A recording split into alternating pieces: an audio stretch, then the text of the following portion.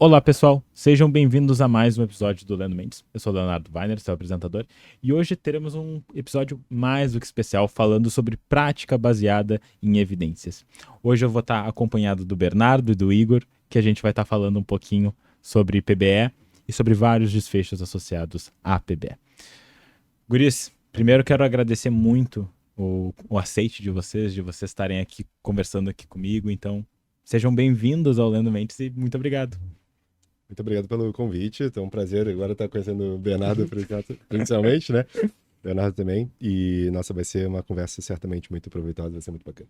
Muito obrigado pelo convite, estou muito empolgado. Sou aluno do Igor faz muito tempo, e teu amigo faz muito tempo também. Então é bom fazer essa união aqui. Show de bola.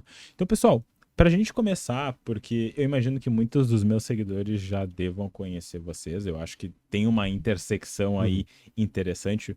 O Bernardo, a gente trabalhou no grupo de pesquisa há muito tempo junto, então a gente acaba se conhecendo. Mas para quem não conhece vocês, um de cada vez, se apresentem.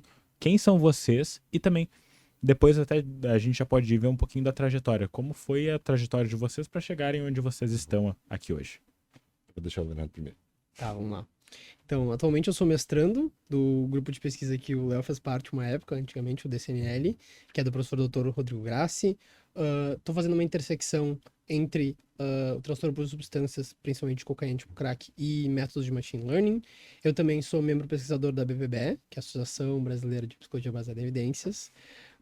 E eu tento transitar em várias dessas áreas de PBE, principalmente com uma perspectiva mais multidisciplinar, porque eu mesmo, e eu vou acabar falando um pouco disso, aprendi sobre PBE em outras áreas que não a psicologia, aprendi bastante na cardiologia, assim, por motivos bastante aleatórios. Então eu sempre meio que estive na PBE nesse processo meio que não muito focado em psicologia, não muito focado em uma área específica, e sim em várias, que é uma perspectiva que o Igor também tem, embora seja da nutrição. Acho que é isso. Só lembrando, o Bernardo é psicólogo, tá, gente? Você esqueceu de Mil avisar. perdões, eu sou psicólogo clínico Mero também, detalhe. fora ser mestrando de psicologia. Exato. Então tá tudo certo. Agora devidamente apresentado.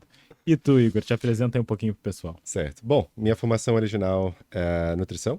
Então, eu sou graduado, na verdade, em nutrição. Me formei em 2021 pela Universidade Federal de Ciências de Saúde de Porto Alegre. E faz pouco tempo, mas parece que é muito tempo, que muita coisa aconteceu já em tão pouco tempo, né?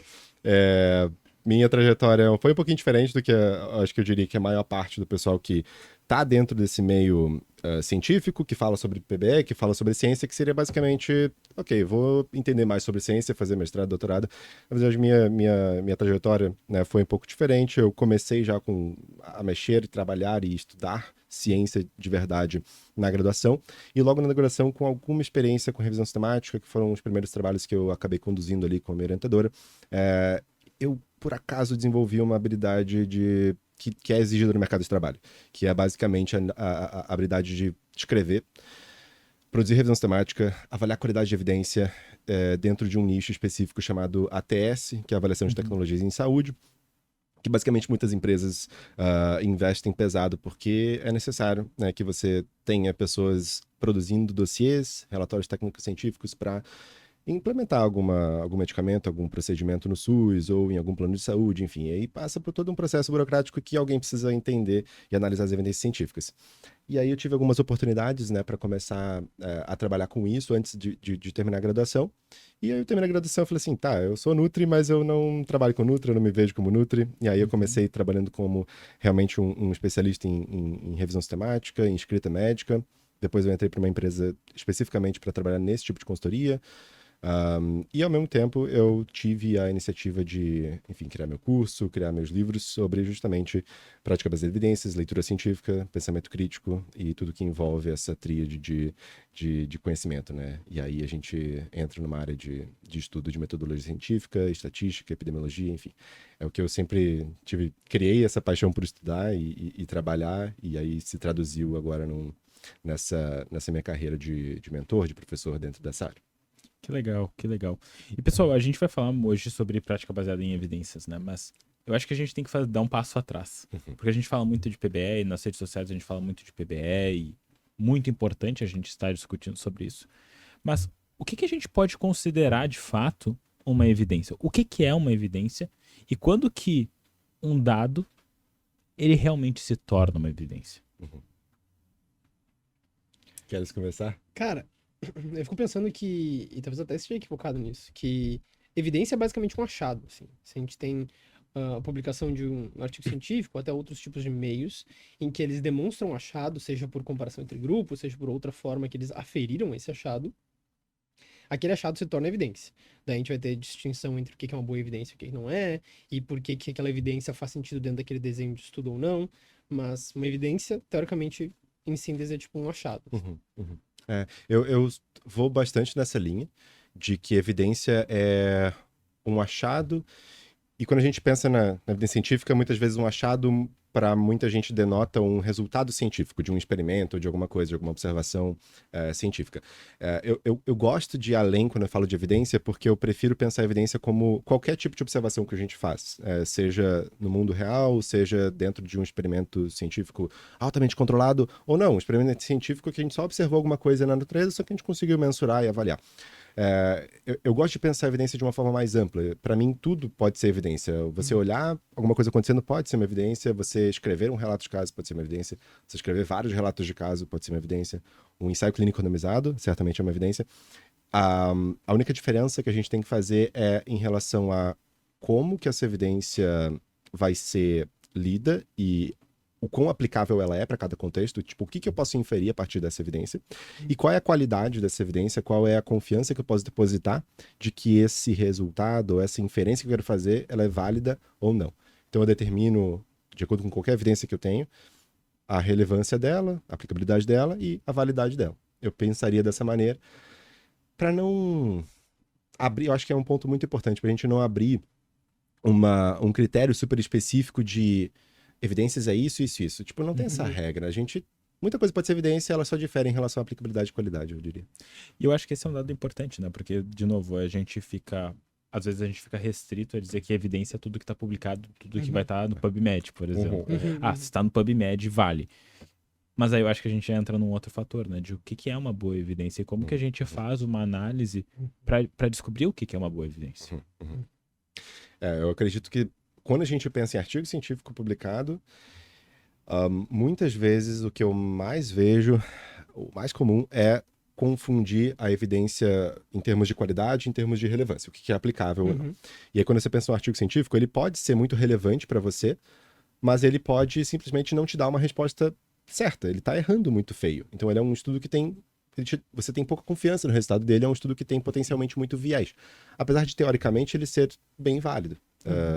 Bem relevante para você. Né? Ele só não é válido porque ele tem algum tipo de viés. E aí você determinar o quão válido esse estudo é, obviamente vão existir alguns critérios ali, dependendo do elemento do estudo, e dependendo do contexto do trabalho, o que foi feito, o que não foi feito, qual foi o desenho específico, você pode usar alguns critérios para determinar essa validade. Só que, em contrapartida, você também pode ter um estudo que é altamente válido, foi perfeito, muito bem feito. Só que ele simplesmente não te dá uma resposta que você quer, no sentido de ele não vai responder a pergunta que realmente te interessa para você tomar uma ação e resolver a sua dúvida. Não sei como é que o Bernardo enxerga essa parte de uma evidência de boa qualidade, de má qualidade. Eu penso bastante nessa linha de que a gente tem que pensar com a qualidade interna e como é que esse estudo está coeso dentro dele mesmo e quando é que a gente pode puxar esses achados para fazer alguma inferência importante, assim. Então, acho que isso acaba separando bastante o profissional, assim, porque vai ter muita gente que vai levantar um paper e dizer, olha só, isso é uma boa evidência, e aí sem ter um rigor metodológico do porquê que esse paper faz sentido, de se ele está bem desenhado e se tem uma validade interna, para eventualmente a gente pensar na aplicabilidade para o mundo da pessoa, para o mundo clínico, para os pacientes que a pessoa quer tratar.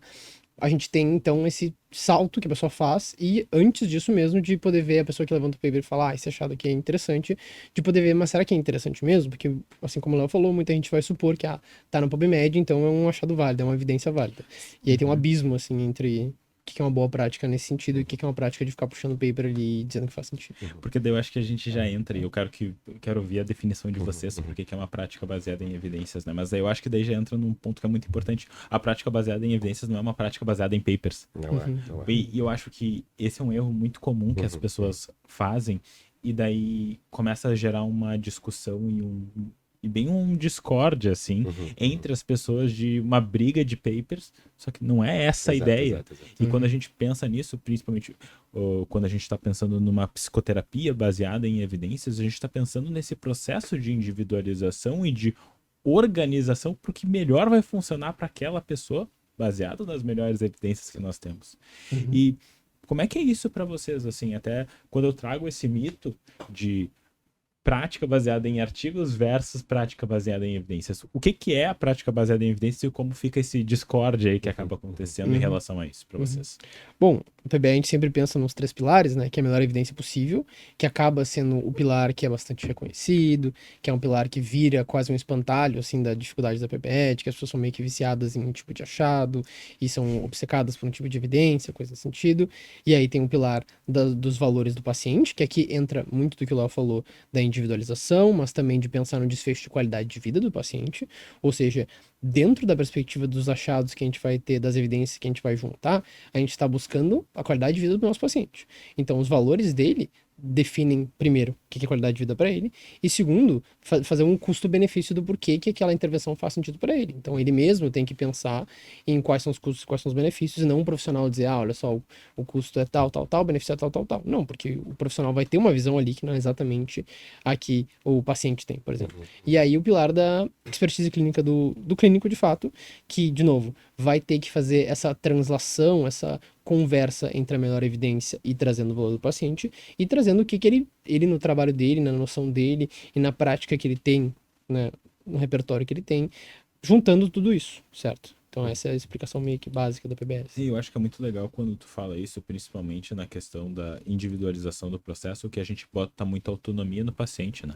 E quando tu fala nisso, né, de que tem que fazer sentido pro paciente, até é muito comum, às vezes, a gente ver em supervisão, por exemplo, tô dando supervisão de caso, vem o colega e fala, pô, mas o paciente tem esse problema, até quando eu devo entrar? A gente precisa trazer consciência para o paciente para ele também poder tomar decisão sobre o tratamento dependendo daquela circunstância, né? Então, eu acho que o que acontece muitas vezes, e até quero ouvir vocês também sobre isso, é que a gente se perde às vezes no personagem e a gente se perde nesses princípios e a gente fica preso nisso de uma maneira que a gente esquece o que a gente está realmente fazendo. Eu acho que isso pode ser pode ser fruto de um pensamento que também não é ajudado pelo nome, tipo, prática das evidências, medicina das evidências. Tem evidências no nome, sabe? E eu tô me baseando nisso. Tipo assim, como é que eu não vou seguir exatamente? Eu tenho que seguir esse negócio, esse papel, esse PDF que eu encontrei na internet, que ele tá me dizendo alguma coisa. É muito... Aquele PDF que a gente achou no SciHub. Exato, que foi pirateado, inclusive. E esse é o certo, e não os outros 200 que estão publicados. Mas assim, eu acho que vem uma dificuldade muito grande de ter esse negócio de evidências no nome, e você tá se baseando nisso, quando na verdade na prática não é sobre artigos científicos, não é sobre a evidência em si. E isso, lá em 92, quando foi publicado o primeiro artigo sobre medicina baseada em evidências pelo Gordon Guyatt e a outra galera lá, que participava junto com ele, trabalhando no hospital, eles escreveram que, tipo, talvez esse nome não faça jus ao que de fato a gente está colocando aqui. E não faz, não faz nem antes da época que eles escreveram isso e organizaram esse conjunto de heurísticas e esse pensamento de como levar a melhores decisões na prática clínica, e não faz até hoje. Tipo, até hoje não faz sentido você focar em artigos científicos. Na época, o que se pensou?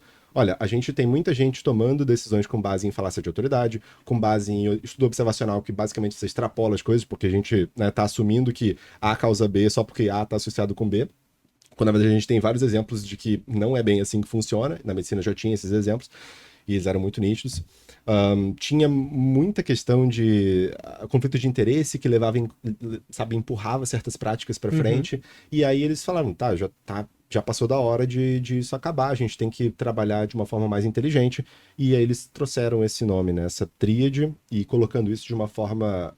No texto, especificamente, eles explicaram tudo isso. Só que, obviamente, o que passa pra frente é a tríade. Do mesmo jeito que o que passa pra frente é a pirâmide da evidência, que o pessoal não entende nem de onde é que surgiu e nem por que surgiu. Só que passa a imagem e, obviamente, as pessoas vão fazendo interpretações e extrapolações a partir disso. Então, infelizmente, se tornou uma coisa que não exatamente era para ser inicialmente. que muita gente consegue compreender, muita gente não consegue, e aí os críticos, eles pegam justamente o ponto que, na verdade, é uma falácia de espantalho, porque você está criticando uma coisa que, na verdade, não é bem a representação de o que é a prática das evidências, de se basear em artigo. Não, você vai realmente ver qual é o contexto do paciente, quais são as principais necessidades, os valores e preferências dele, qual a experiência prévia. Você vai alinhar com a sua expertise clínica. Então, pô, com a minha experiência, cara, eu tô vendo que nessas situações costuma ser melhor ir para esse lado, com base nas informações científicas, mas também com base no que eu vejo.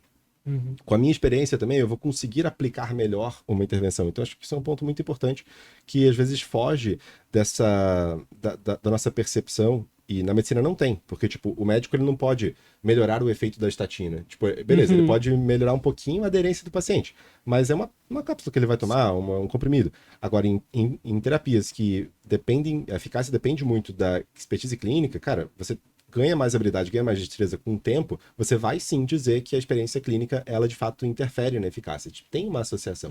Então, esse é um ponto muito importante que muitas vezes não é bem discutido. Até porque se a gente for parar para pensar, a gente pode pensar também nisso em termos até de relação terapêutica, né? A gente vai ter várias evidências dentro da literatura que mostram como a relação terapêutica, ela está associada a desfechos clínicos melhores para o paciente. E bom, querendo ou não, a gente precisa de horas sentadas na cadeira para desenvolver também a nossa própria expertise ali.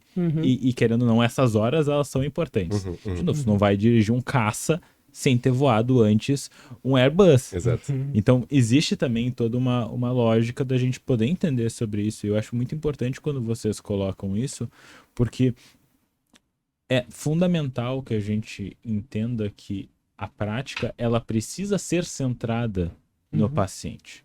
Porque se é uma prática só porque está num protocolo, o protocolo ele pode ser ótimo e ele pode ser uma baita evidência, mas tu vai ter que dar de novo, tu vai ter que adequar alguma coisa para aquele paciente. Exato. E o problema é quando a gente pega e quer ser meio 100% rígido com uma coisa e a prática baseada em evidências. E eu acho que essa é uma outra falácia que talvez o pessoal não fala tanto quanto, de repente, a prática baseada em artigos, que é uma prática muito rígida. E, pelo contrário, eu acho uma prática muito flexível.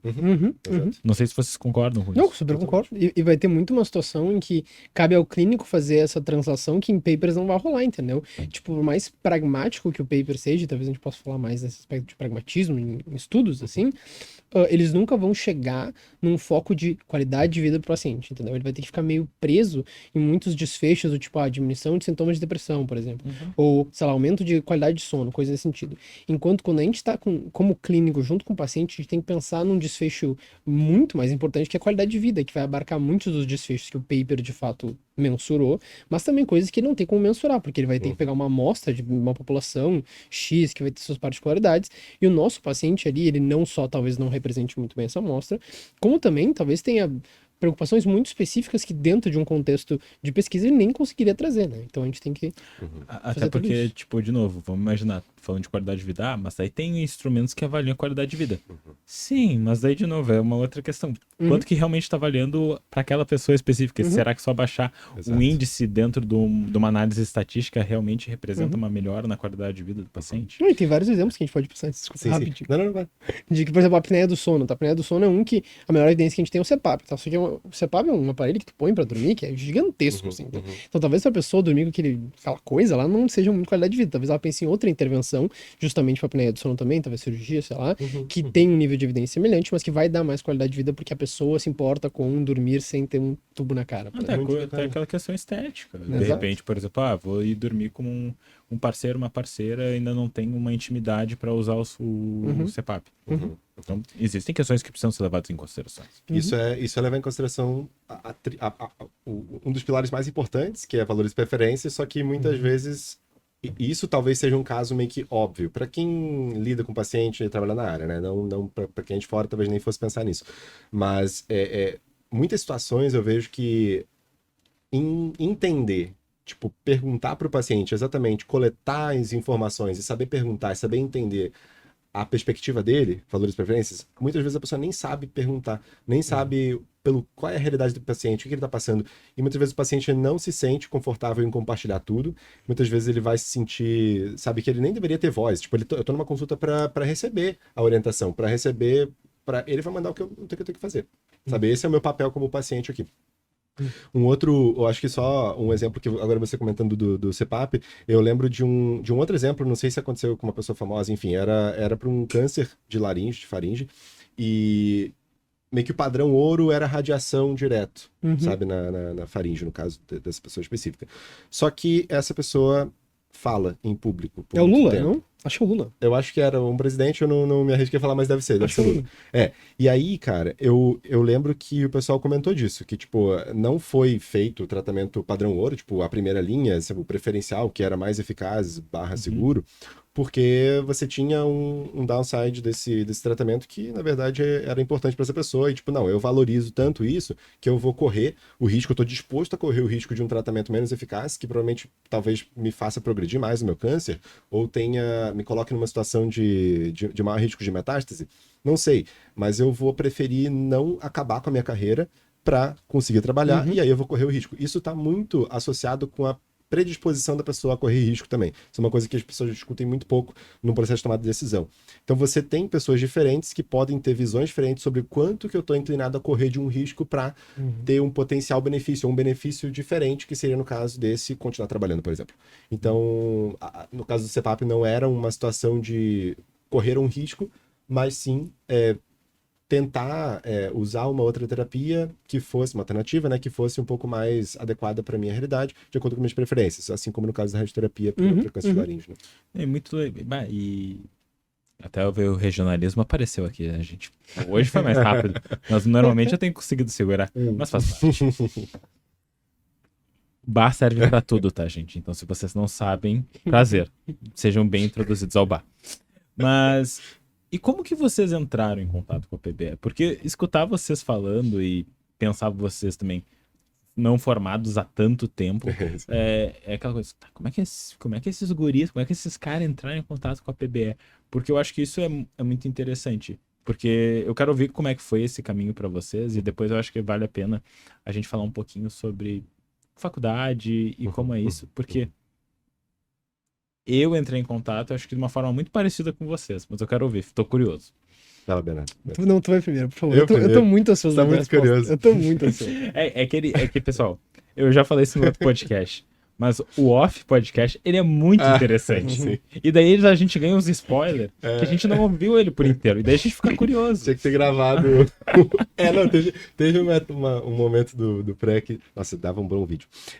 Dava um bom corte. Dava um bom. Olha só. Até um sketch de algum programa de comédia, né? Mas enfim. Vamos lá. Meu contato com o PBE. Eu comecei primeiro a entender metodologia de pesquisa, metodologia de estudo, e nem foi por pesquisa, por querer fazer pesquisa. Foi a parte clínica, realmente. Lá no início da graduação, em 2017, eu obviamente tinha entrado na nutrição naquele ano, 2017. Comecei a estudar ciclo básico, as disciplinas todas e tal, e, tipo, vamos ler livro, memorizar as coisas e tirar nota 10. Esse era meu objetivo, era, sabe, tipo, o que eu valorizava na época. E tudo bem, isso é bem justo, assim, eu acho que eu sugiro que todo mundo que esteja na graduação tente fazer o melhor, mas era isso, assim, memorizar coisas e pronto, aprender. E aí, depois de um tempo, eu fui tendo contato com mais pessoas falando sobre nutrição na internet, e eu já tinha contato com o pessoal que falava sobre fitness, metabolismo, etc., de treinamento, já antes de entrar na faculdade, tanto que me levou para nutrição foi isso. E, eventualmente, eu entrei num grupo de um cara que eu já conhecia, que eu não sabia que ele tinha um grupo no Facebook, mas eu descobri por alguma razão, nem sei como, que ele tinha um grupo no Facebook chamado Body Recomposition, e aí ele tinha lá, tipo, sei lá, 18 mil pessoas naquele grupo, era muita gente, e dentro desse bolo todo de gente, tinha uns caras muito bons, tipo, tinha alguns pesquisadores, tipo o Alan Aragon, o Brett Schoenfeld, que é um dos pesquisadores mais famosinhos, assim, de treinamento físico, muito famoso, e tava lá, tipo, essa galera participava ativamente das discussões no grupo no Facebook. Muito doido, cara, e eu ficava, caraca, eu sou muito privilegiado, eu e 18 mil pessoas que entram só pedindo pra entrar no perfil, no grupo. E aí, beleza, discutia-se muito sobre nutrição, sobre metabolismo e tal, treinamento físico, tinha muita gente postando videozinho, mas eventualmente apareciam os artigos científicos. Então era um grupo que o pessoal estudava artigo também, né, discutia ciência e tal. Vira e mexe aparecia alguma coisa, o pessoal dava uns likes, comentava alguma coisa, mas ficava por aí, era muito superficial. Só que, às vezes aparecia, por alguma razão, algum artigo que, tipo, gerava muita controvérsia. É tipo, sei lá, apareceu um artigo novo que fala que TCC não presta pra nada. A verdade foi revelada. E aí, tipo assim, todo mundo vai cair em Debate cima colorado. e debater. Aí vai ter a O gangue. clickbait do artigo tava Exato. incrível. Tava. Mandou bem, mandou bem. Já tamo bem. Esse é o corte, viu? Esse é o corte. Aí vai ter uma gangue, eu não vou falar do qual é a gangue, e a outra gangue, debatendo, né? Pô, o que tá certo, o que tá errado aqui. Aí não, esse artigo é bom por causa disso, esse artigo é ruim por causa disso. E, cara, isso acontecia às vezes lá dentro. E a primeira vez que aconteceu, eu lembro que foi no artigo que tava comparando lá se 3 ou 5 séries de treinamento era mais adequado, fazia diferença ou não. O volume não faz diferença. E aí, enfim, teve todo um debate lá dentro sobre aquele artigo específico, os caras falando da estatística, os caras falando do desenho do estudo, os caras falando sobre o método de aferição que poderia ter viés porque era um ultrassom e o cara não tava cegado. E aí eu, caraca, o que é isso? Muita informação. Eu não entendo nada do que tá acontecendo aqui. Eu só sei que eu sou muito burro e que eu quero não ser burro. Porque, tipo, pelo menos eu tava me sentindo muito burro. E aí, eu fiquei com essa vontade, sabe, de aprender e ao mesmo tempo saber que eu tava totalmente ignorante ali nessa discussão. Aí eu fui atrás de entender, tá, o que é estatística, o que é método de estudo. Eu fui me aventurando pelo Wikipedia, pelo YouTube, catei algum artigo de metodologia, fui virando a internet para entender sobre método. E isso foi em 2018. O meu 2018, assim, foi basicamente só estudando sozinho metodologia científica, epidemiologia. Eu não sabia com quem estudar nem como, eu só estava aprendendo sozinho na internet. E foi bem legal, aí eu conheci alguns livros interessantes e tal. E depois eu, enfim, comecei a ter contato de fato com o MBE, com Medicina Baseada em Evidências, porque eventualmente procurando na internet sobre essas explicações de métodos estatísticos e explicações de estudos científicos, eu encontrei o Luiz Correia, que fala sobre Medicina Baseada em Evidências, foi o pioneiro meio que de MBE aqui no Brasil, e é cardiologista, e junto com ele eu conheci outro cara, que é lá de fora, um oncohemato, que é o Vinay Prasad, que é, acho que dos gringos, acho que é o cara que eu mais admiro, mais respeito, assim, pensando em pessoas que se comunicam e falam para o público, sabe, sobre evidência científica, explica, ensina, tem uma visão crítica muito boa. E aí, assim, meu contato principal, primeiro com o MBE, foi basicamente isso, foi tentando entender metodologia de pesquisa, porque eu não sabia se os artigos de fato estavam falando a verdade ou estavam mentindo, e eu não queria depender de alguém para me dizer se era confiável ou não, porque eu sei que nem os especialistas que entendem, teoricamente, do assunto, pelo menos aqueles caras ali que estavam discutindo pareciam entender, eles chegavam num consenso. Tipo, tinha uma galera argumentando contra e outra a favor. E eu nem sei se, na verdade, tinha alguém que estava certo naquela discussão até hoje, porque eu não sei se eles realmente entendem do que estão falando, ou se eles estavam defendendo uma posição por causa do resultado do trabalho. Tipo, se metade estava gostando do artigo e defendendo porque disse que não tem diferença entre o número de séries, e a outra metade estava criticando porque eles querem ver diferença, assim. Até hoje eu não sei. Eu tenho que voltar no artigo pra ver se eu sei interpretar. Agora tu responde. Essa é uma baita ideia, né? Essa é a minha. Meu objetivo de vida foi. Eu não posso, né? Porque eu tenho. Se eu ler o artigo, eu vou acabar com a minha jornada. Não, eu treinei pra isso, pra esse momento. É o final, né? É o final boss. Exato. Místico. Mas foi basicamente por aí. E aí depois eu meio que. Aí conhecendo o Luiz Correia e o Vinay Prasad, eu falei, tá, tipo, isso abriu o mundo de MBE. Aí eu entendi de fato quem era o Gordon Guides, quem era o David Sackett, quem eram outras figuras, tipo, incríveis, assim, dentro da área. Fui lendo livros específicos disso, artigos específicos disso, entendendo mais de epidemiologia clínica, entendendo mais de, sabe, como é que é o processo de tomar uma decisão no mundo real, baseado em evidências de verdade. Aí realmente foi onde eu me aprofundei. Eu passei 2019, 2020, 2021 só estudando isso, basicamente. Tipo, eu virei parei de nutrição. Nutrição era, tipo, só estudar o mínimo pra passar. E meu tempo foi dedicado só pra estudar pra essa área, ensinar e aprender, escrever coisas no Instagram. Então. E aí foi basicamente essa a trajetória, assim, resumida. Acho que eu me delonguei muito. Não, mas eu acho que é uma trajetória muito legal que ela... E eu quero ver o Bernardo porque eu acho que muitas pessoas entram de meios diferentes e eu acho que hoje em dia a rede social, querendo ou não, facilita um pouco esse acesso, mas, de novo, não tem, eu acho que tem muitos caminhos diferentes e não tem um caminho certo. Com certeza. Eu acho que essa talvez seja uma das mensagens pra gente levar disso, né? E pra qualquer coisa que a gente vai querer estudar. O importante é estudar. Exato. Estudem. Estudem que vocês vão chegar num lugar bom. Com certeza. Tá, peraí. 2017, então. É. Tu conheceu a PBE, basicamente. Sim. Pro finalzinho. Atenção a todos. Eu conheci PBE antes de Igor Eckert. E Esse também... Esse é o teu corte. Sou uma Exatamente. farsa. Eu vou sair daí, eu vou sair daqui muito mais confiante depois dela. E também foi num grupo de Facebook, o que é bizarro. Show. Essa parte é bizarra, assim. Vamos lá. Facebook cria mentes brilhantes. Exatamente. Nossa, bizarro. Nessa, tipo, assim Agora eu tô como o me Igor, sentindo deslocado. a gente cria um grupo no Facebook Quem sobre usa o PBE. Facebook ainda? Não, eu nem... Faz uns 2 anos que eu entro lá. Mas vamos lá. Assim como o Igor, eu tinha uma perspectiva de...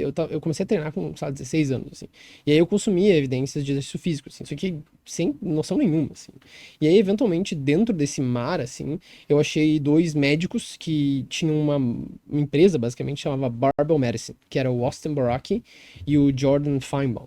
E aí, eles começaram essa empresa em 2012 e, basicamente, a ideia era de fazer conteúdo de PBE focado em atletas de força, assim. Aí eu comecei a treinar... Não comecei a treinar força, mas comecei a entender sobre treinamento de força nessa época. Mas eles são médicos que têm um foco muito clínico, assim. Um deles trabalha no hospital até hoje, assim.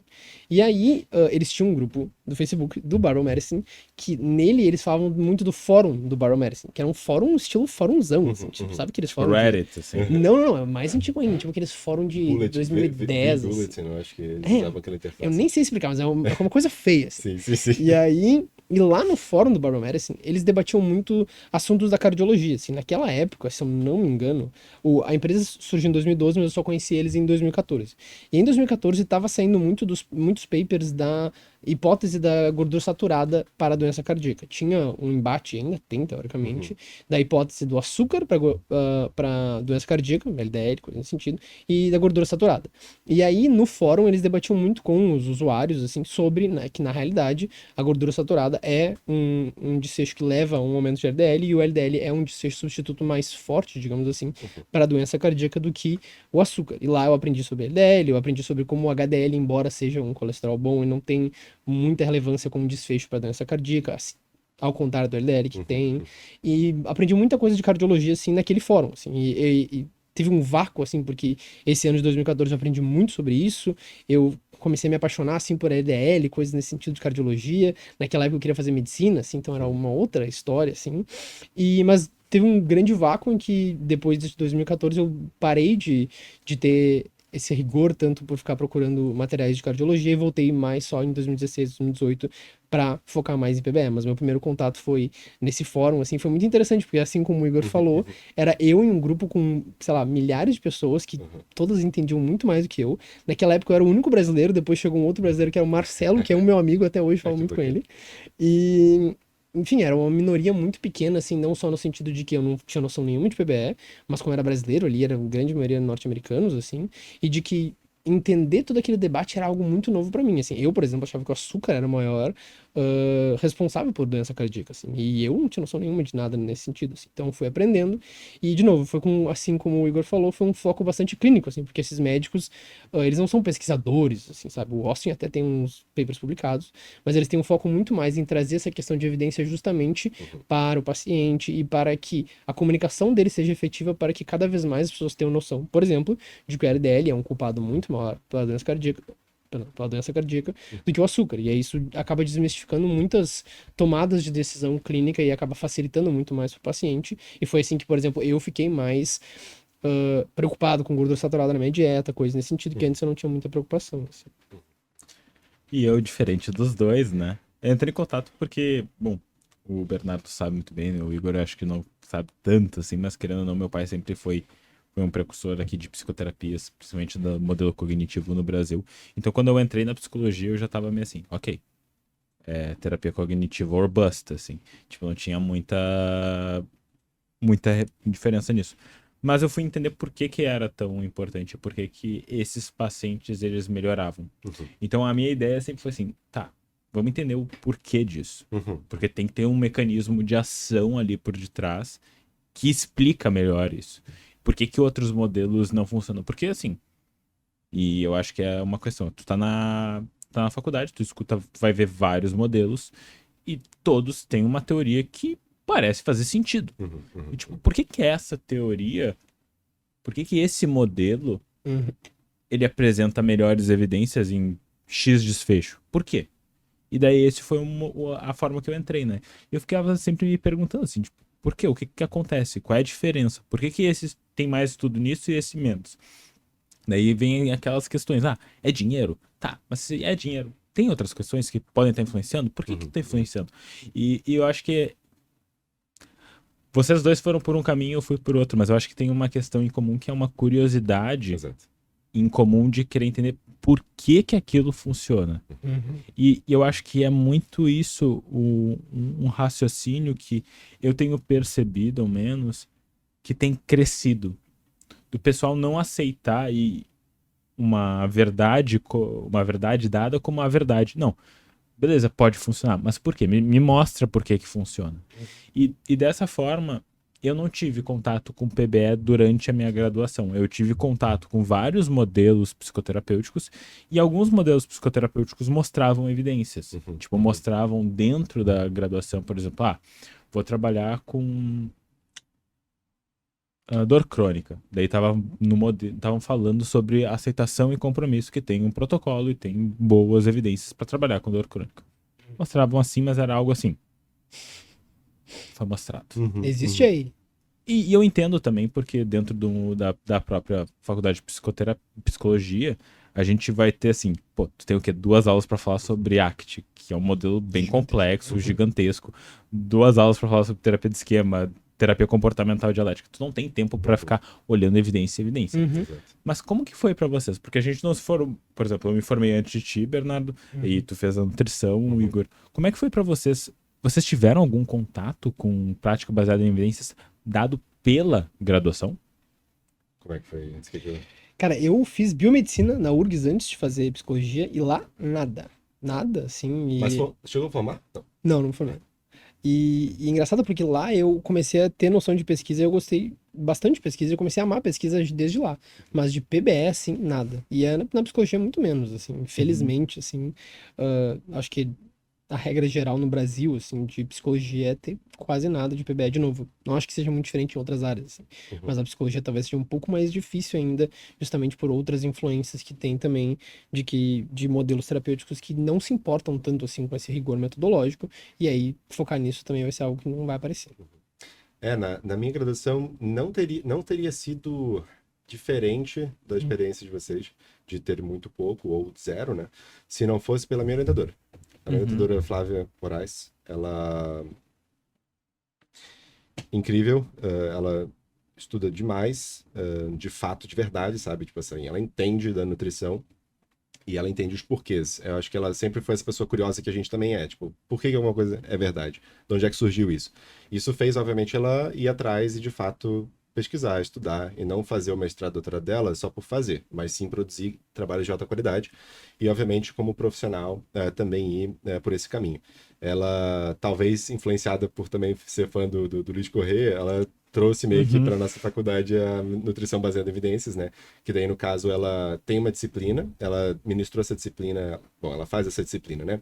Facultativa de nutrição baseada em evidências para o pessoal do 3º, 4º ano, assim, se eu não me engano. E aí eu tive a possibilidade de participar dessa disciplina dela, porque, tipo, pegou lá pro final. Que legal. Eu dei a sorte. E assim, só que eu já tinha tido muito contato com ela, já tinha tido contato com pesquisa, já fiz, tipo, uma meta-análise com ela antes de entrar na disciplina. Então a gente meio que já tava treinado. Só uma meta-análise. Só uma meta-análise na graduação, apenas Pessoal, uma. só uma meta-análise na graduação. Só isso. Quase nada. A gente fica feliz quando tem um paper na graduação, qualquer paper. Eu disse uma, mas enfim, acabou sendo mais, né?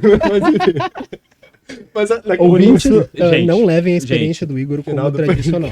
Cada um compara a sua régua consigo mesmo. Exatamente. Tá? Mas, além disso, cara, é incrível, né? Assim, né? E parênteses aqui, porque é realmente incrível. E isso justifica muito também do teu sucesso. E eu acho que é importante poder valorizar também isso, porque, de novo, a gente tem uma história, eu e o Bernardo, a gente trabalhou juntos no grupo de pesquisa, mas pouquíssima gente que até conhece que existe, por exemplo, os programas de pós-graduação. Eu acho que, pessoal, se vocês têm a oportunidade, se vocês estão na graduação, tentem conhecer.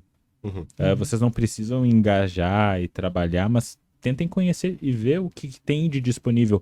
A gente tinha colegas de outras, por exemplo, de outras universidades. Uhum. Por exemplo, eu me lembro que tu ainda não estava no grupo, tinha o pessoal do Uniriter, tinha o pessoal da própria URGS que ia lá no grupo. Então, assim, vocês podem olhar para outras universidades também. É uma baita possibilidade para vocês poderem entrar em contato. Mas continua aí.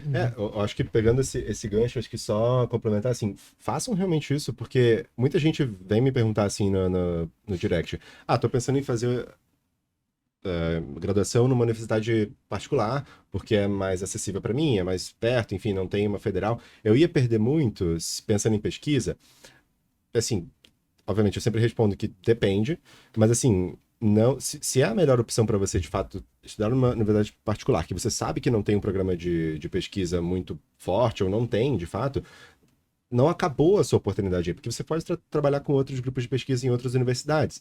Muitas vezes não vai ter um grupo de pesquisa numa universidade que vai realmente trabalhar com alguma coisa que você gosta muito, mas é alguma iniciação de ciência, e talvez não tenha uma universidade perto, mas você pode trabalhar à distância. Existem muitos grupos de pesquisa que trabalham com revisão sistemática, por exemplo, ou exigem trabalhos que não vão necessitar que você vá para um laboratório especificamente para presencial. Então, existe muita oportunidade. Se a gente for atrás, a gente encontra, sabe? Eu acho que esse é um ponto muito importante. E, bom, enfim, o contato em si com o PBE em si foi mais por sempre a minha professora ir trazendo essa ideia. Então, beleza, tinha a disciplina facultativa dela, mas ela, em todas as aulas de nutrição, a gente tem aula de TN, que seria terapia nutricional, que é basicamente as disciplinas que a gente entende como que a nutrição consegue aliviar ou enfim, cuidar, eu não vou colocar tratar, mas muitas vezes pode tratar, já que a gente tem deficiências nutricionais muitas vezes, no contexto de doenças em geral. Claro. Né? Então a gente tem ali, tipo, milhares de condições específicas que a gente vai aprendendo em algumas disciplinas diferentes. E ela ministrava essas duas disciplinas, ministrava também avaliação nutricional, e assim, sempre com o olhar de qual a evidência por trás disso. Trazendo exemplos com artigos, mostrando os artigos de fato na íntegra nas aulas, não obviamente completos, mas assim, mostrando de fato a metodologia, o resultado.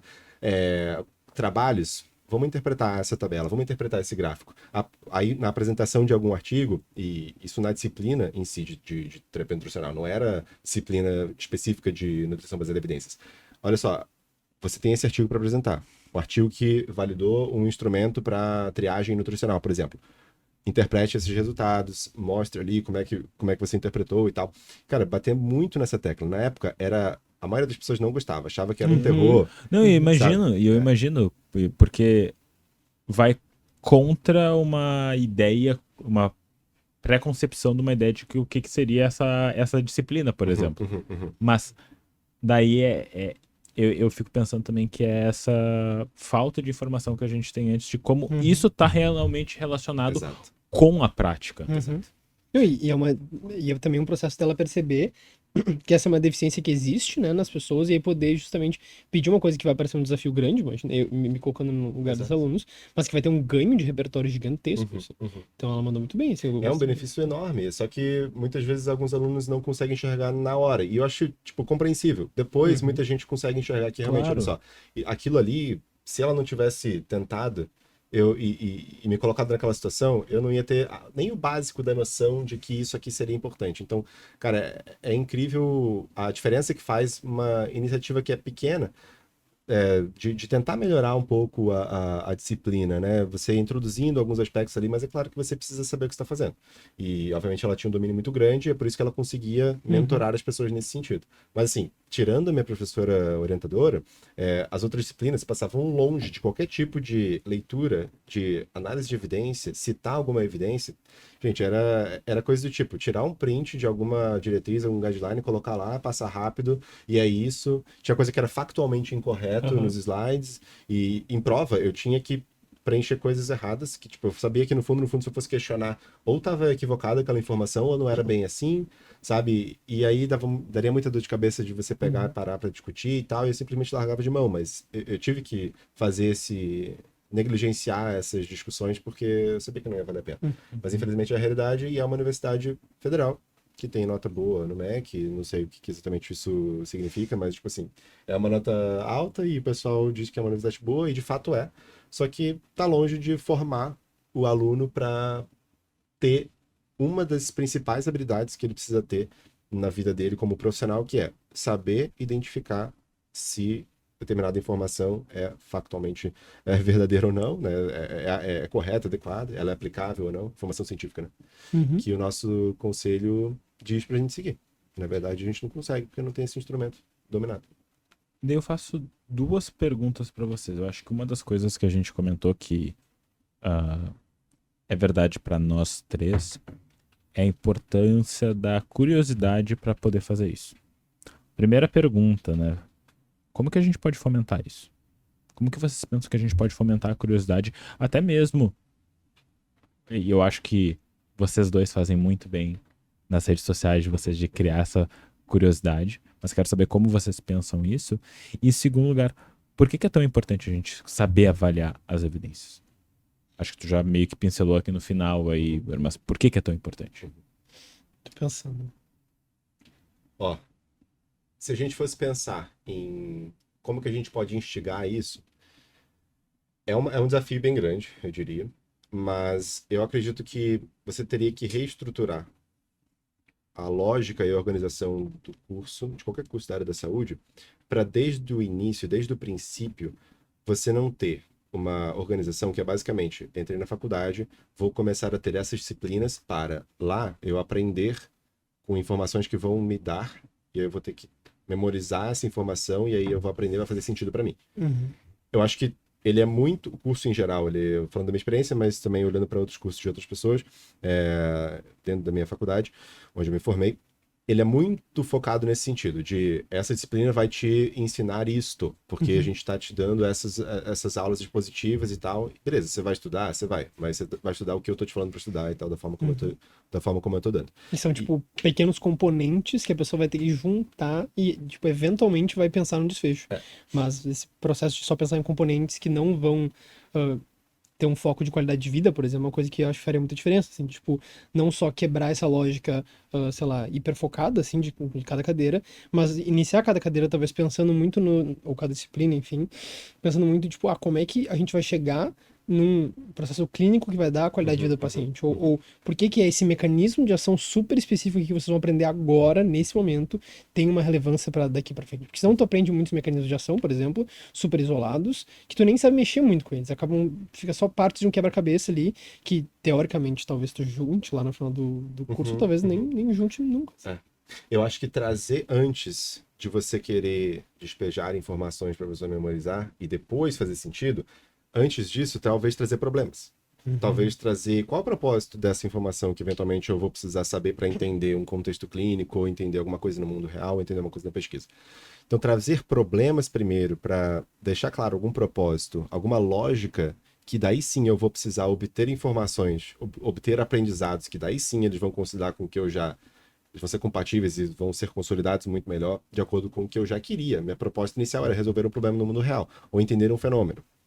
Né? Ou ter alguma ideia para resolver alguma coisa, sabe? Tipo, ter um problema e depois solucionar ele. Faz muito mais sentido essa lógica e talvez inverter muita coisa que a gente faz atualmente. Eu acho que criar inversões seria interessante. Você, em vez de despejar informações lá do ciclo básico, para depois vocês vão ver que faz sentido. Daqui a 4 anos vocês vão ver que faz sentido lá quando vocês forem fazer o internato. Tipo, por que você não traz o sentido agora e depois me deixa claro para mim que, olha como essa situação aqui.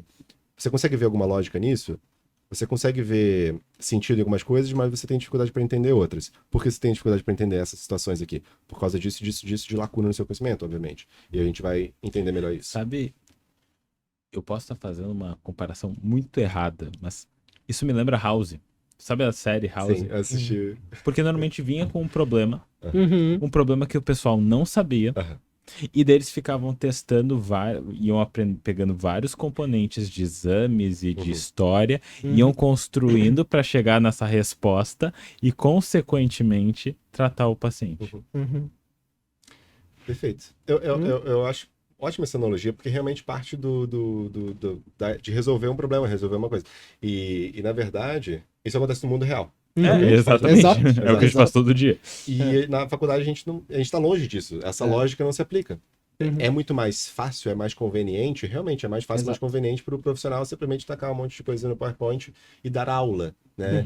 E a pessoa, e forçar a pessoa a fazer essa memorização super forçada, que na verdade ela vai esquecer no dia seguinte, porque ela não sabe aplicar técnica de aprendizado, e também não faz sentido nenhum ela aplicar a técnica de memorização e aprendizado dentro da universidade que está demandando um monte dela de tempo, de carga horária, e às vezes ela trabalha ao mesmo tempo, ela tem problemas em casa, ela tem problemas na vida dela, ou ela quer simplesmente ter um tempo para não fazer nada, ou de se divertir, e sabe, é tanta coisa ao mesmo tempo que acaba sendo mais um esforço que ela tem que fazer para memorizar coisas que não fazem sentido serem memorizadas nesse momento, sabe? Então é muito ruim, tipo, assim, eu acho que o ensino é muito ruim dentro da faculdade, e eu acho que o ensino deveria ser melhor, não só na faculdade, mas, enfim, em cursos livres, em pós-graduação, tipo, as pessoas não sabem muito bem ensinar em criar meios para melhorar o aprendizado, para deixar mais eficiente, para deixar mais lógico, e aí já meio que a gente começa errado, e dificulta mais ainda esse processo de aprender, sabe, e de instigar essa curiosidade que a gente quer, porque a gente não cria nenhuma motivação, sabe? Tipo, eu não tenho por que ter curiosidade se eu enxergo o mundo de uma maneira como estão querendo que eu enxergue. Então, me alimentando dessa maneira, tipo, colocando ao mundo é chato, você vai ter que só memorizar coisas e tal. Aí eu fico, tá bom. E é muito triste te ouvir dizendo isso, porque, primeiro, eu concordo com toda essa descrição desse fenômeno que tu tá dizendo, e uma coisa adicional que também cabe dizer aqui, que, né, eu como aluno do Igor, tem outros alunos do Igor que conversam bastante no grupo lá, sobre tentarem trazer PBE na faculdade, um ou outro, sei lá, era professor de faculdade, aí, tô tentando trazer MBE, tô tentando trazer PBE, e sei lá, o pró-reitor veio falar comigo e falou, olha só, não vai rolar, entendeu? Não é uma boa ideia, não tá funcionando. Então, quem descreve o fenômeno da mesma forma que tu e super concorda contigo e tenta ser essa abridinha de porta, só quem sabe a gente traz de uma forma diferente, sempre é fechado na cara, assim. E teve relatos de alunos teus, já vi outros relatos de várias áreas diferentes, de que quando a gente traz PBE, não só no sentido de que também PBE é uma coisa que infelizmente não é comum, e aí tem uma questão de estranhamento, mas também de que realmente tem uma perspectiva diferente de ensino, em que tu não vai aprender mecanismos de ação e coisas nesse sentido, super específicos, é uma coisa mais focada no geral, assim, e aí é super rechaçado, assim, no ambiente institucional, assim, então é muito difícil, assim, porque ele é um ambiente que ele não permite um bom tipo de ensino, e que ele não é muito bem escalonável, e também toda vez que a gente dá uma alternativa para aquele modelo, ele meio que não funciona muito bem. Sabe que acho que uma coisa muito importante, assim, que poderia entrar muito, e deveria entrar com certeza lá no início da graduação também, é uma exposição de como que você deveria e como você não deveria pensar sobre medicina, como psicologia, como nutrição. Eu acho que um pensamento que surge meio que intuitivamente nesse processo de sair ensinando um monte de coisa, explicando um monte de coisa de como é que funciona o corpo, como é que funciona a mente, como é que funciona tudo, né? Como se a gente dominasse tudo, passa a impressão, porque é muito intuitivo isso, de que a gente já sabe como tudo funciona. E você vai aprender isso agora, e você vai ter todo esse conhecimento para você dominar. E a gente, em vez disso, o que tem no mundo real? A gente, no mundo real, tem muita incerteza, a gente não sabe de nada. A gente só tenta reduzir essas incertezas com alguma informação científica que a gente tem para tentar reduzir, né, o nosso grau de incerteza e a gente conseguir tomar uma decisão que provavelmente é a decisão mais adequada, seja para nossa própria vida, seja para indicar alguma coisa para alguém, seja para, no seu paciente, você fazer uma recomendação, X ou Y ou Z, enfim. E pensar dessa maneira, de que, olha só, tudo é uma probabilidade e a gente tem a probabilidade de acontecerem diversos desfechos diferentes e, na verdade, o mundo não é essa exatidão e essa previsibilidade que você acha que você tem, dominando esses aspectos básicos todos aqui, e que, na verdade, você vai estar lidando com diversas incertezas. E o que você vai fazer para reduzir essas incertezas? Qual é o caminho que você vai adotar? Quais são os métodos que você vai usar para reduzir essas incertezas? Aí entrariam informações científicas. E sabe de uma coisa? Eu acho que nós, da área da saúde, a gente tem muito a aprender com a física. Porque a física, em geral, ela entra muito nessa questão, não só a física teórica, mas a própria física um pouco mais prática mesmo, de poder rever conceitos e de entender que falta muita coisa a ser explicada. É aquela velha história. Tu tá vendo a foto do buraco negro, tu sabe que essa foto, na verdade, foi tirada 50 milhões de anos. É bizarro, né? Não sei se é exatamente 50 milhões de anos. Mas, por exemplo, a informação do Sol. Tu tá vendo a luz do Sol, prazer, chegou, é a de 8 minutos atrás. Aham. Então, tipo, é meio bizarro da gente pensar isso, mas a física, ela nos mostra muito isso, que tem muitas lacunas. E eu acho que daí a gente acaba entrando num outro lugar que eu acho que é legal da gente falar sobre dogmas, né, em ciência, porque a gente acaba ficando, não reféns, mas a gente acaba pegando uma teoria e a gente defende ela como se ela fosse uma teoria, uma técnica, o que for, como se ela fosse certeza sempre. E, por exemplo, eu trabalho com terapia de esquema. Sim, terapia de esquema tem evidência para algumas coisas. Ela nunca se propôs a ser uma panaceia e vai dar conta de tudo. Só que uma das críticas é que ela é uma teoria que explica o desenvolvimento da personalidade. Ela faz isso dentro de um cognitivismo. E daí o pessoal acha que é uma teoria de tudo. Só que eu, como uma pessoa que estuda muito, eu em terapia de esquema, eu sou um dos maiores críticos da terapia de esquema. E eu acho que essa talvez seja uma visão importante da gente ter, principalmente nas nossas práticas. Perfeito. E ser crítico não é dito, não presta. Não, isso não é ser crítico. Ser crítico é que nem um crítico de restaurante, que tu vai lá e tu, isso aqui poderia ser diferente, aqui tá Perfeito. faltando isso aqui. E não é ser o Jacan lá de... não tem canela. Não sei, o que vocês acham disso? Eu acho Até muito sobre bom questão esse de dogma. pensamento. Vai lá, Bela. Eu tô pensando, assim, porque isso é muito útil, isso é muito importante, e vale lembrar que tem muitos momentos em que a ciência se debruça sobre algo e aí existe uma certa convergência pra, tipo, tá, olha só, isso a gente tá percebendo que não é bem assim, isso talvez não. Então, tipo, a gente meio que tem um pouco disso, tem receitas disso, tem partes disso, mas de fato ter um ceticismo maior e poder sempre se debruçar pra aquela evidência de pensar, eu tô meio que preso em algum viés aqui, eu tô meio que preso em alguma concepção aqui, eu tô meio que levando muita fé no mecanismo de ação. Poder trazer isso ativamente eu acho que é muito importante. A gente já teve vários momentos na sociedade que a gente teve isso, por exemplo, com a questão da ivermectina lá, que aí todo mundo achava, meu Deus, funciona pra Covid ou não? Daí, bom, sim, a gente tem evidência para in vitro aqui, numa situação muito específica. Pesquisa clínica é outra história, tem toda uma translação. Então, tem momentos que a gente tem isso, algo no sentido de ter momentos de lucidez, assim, que até coletivamente a gente não é tão dogmático, assim. Mas eu acho que, infelizmente, não é regra, assim, a gente tem que sempre meio que voltar e tentar se orientar, assim, pra isso. E o que parece é que também a gente precisa estar meio que na beira do precipício para ter que mudar, né? E a gente não precisa estar na beira do precipício para mudar. Exato. É aquela Exatamente. velha história. Tipo, na questão da ivermectina. Cara, a gente tava no meio de uma pandemia que tava todo mundo tentando arranjar formas de tratar. Cara, não funcionava, mas mais fácil quando a gente tá numa situação de crise global que todo mundo tá tentando. Mas se a gente for olhar num nível mais micro, também pode ter mini crises. E é importante a gente olhar para essas mini crises porque elas têm impactos reais. Sim. Eu acho muito, muito legal que dá para fazer paralelos, assim, dá para traçar paralelos em outras áreas. E o exemplo que você usou, né, de terapia de esquema, eu acho que dá para a gente pensar em outras áreas em que as pessoas são apaixonadas pelas próprias teorias e pelos próprios tratamentos e pelas próprias práticas, né?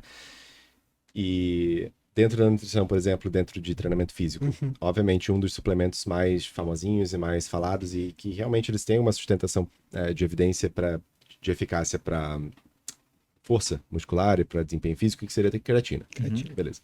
Creatina ela é eficaz, ela é a diferencial? Não, tipo, ela tem alguma eficácia ali, pequena, modesta, depende ali, os estudos eles variam em relação a esse tamanho de efeito, muitas vezes o tamanho de efeito ele não é 100% muito bem interpretável assim na prática, então a gente não consegue saber exatamente qual é o tamanho de benefício que eu posso esperar aqui. Mas é consistente que algum benefício exista. Então, assim, se você pensa em alguma coisa que é segura, que tem um custo acessível para boa parte da população que gasta dinheiro e tempo com academia, pelo menos, eu acho que é uma coisa que vale a pena usar. O problema é que tem muita gente que é apaixonada pela terapia da creatina, né? E aí transforma basicamente a creatina em uma panaceia. E não é gente que é picareta, necessariamente, sabe? Que quer vender coisa. Não é má fé. Exato, muitas vezes não é.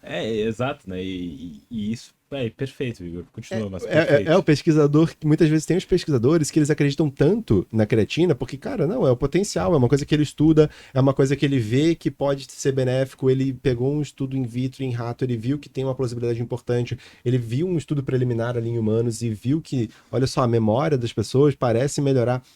Você acredita tanto no negócio, você tem esse conflito de interesse intelectual, acadêmico, com um negócio que funciona já, Então você criou uma imagem dessa terapia, desse tratamento, de que realmente, olha, isso é positivo. Você associa isso com alguma coisa positiva, uma coisa boa. E aí você, se aquilo ali faz tanto sentido para sua pesquisa, para sua vida, obviamente você vai olhar isso com melhores olhos, com bons olhos, e você vai perder a sua imparcialidade, você vai perder a sua objetividade do julgamento. E um cara que tem um conflito de interesse desse, intelectual, e tem gente que tem intelectual e o financeiro também, porque, sei lá, alguma indústria ajuda essa pessoa a conduzir os próprios estudos de creatina, ou financia as palestras, ou financia algum curso, etc. Financia eventos, chama para, né, fazer consultoria, enfim. Tem conflito de interesse envolvido, financeiro e intelectual. Essa pessoa não tem essa objetividade da ciência. Então ela já perdeu, sabe, o óculos dela já tá tudo embaçado, porque ela não tá conseguindo enxergar de forma adequada. E aí, obviamente, qual seria o adequado? Seria a pessoa, tá, eu não posso escrever uma revisão de creatina para, sabe, os benefícios da creatina, a não ser que eu tenha mecanismos aqui que vão evitar que eu introduza viés aqui, porque eu sou muito enviesado, eu tenho muitos conflitos, então é melhor que eu me abstenha disso. Eu posso produzir estudos, beleza, porque não necessariamente um cara que tem conflito, ele vai enviesar um trabalho, é só ele usar mecanismos ali que vão evitar esse tipo de viés, vários tipos de viés. Mas, se é para emitir uma opinião, se é para escrever uma revisão narrativa, uma revisão sistemática que tem uma propensão ali a introduzir algum tipo de viés, seja na interpretação dos próprios achados, que daí é o famoso spin, que eu basicamente pego um achado, determinado dado, e, cara, diferentes pessoas podem interpretar aquilo de diferente maneira. Eu posso pegar um dado específico do meu estudo, dar mais importância para ele e dar menos ênfase em outro estudo. Isso aqui é o spin, basicamente, tem várias estratégias para isso. Então, o conflito de interesse, ele vai influenciar não só na produção científica, mas em como se interpreta ela. E esse cara não pode escrever alguma coisa sobre creatina para múltiplos benefícios da creatina e muito menos ficar vendendo curso por aí, falando que creatina vai ser benéfico para tudo, vai melhorar a depressão, vai melhorar a ansiedade, porque tem sim um mecanismo, nenhum rato passou a barreira hematocefálica.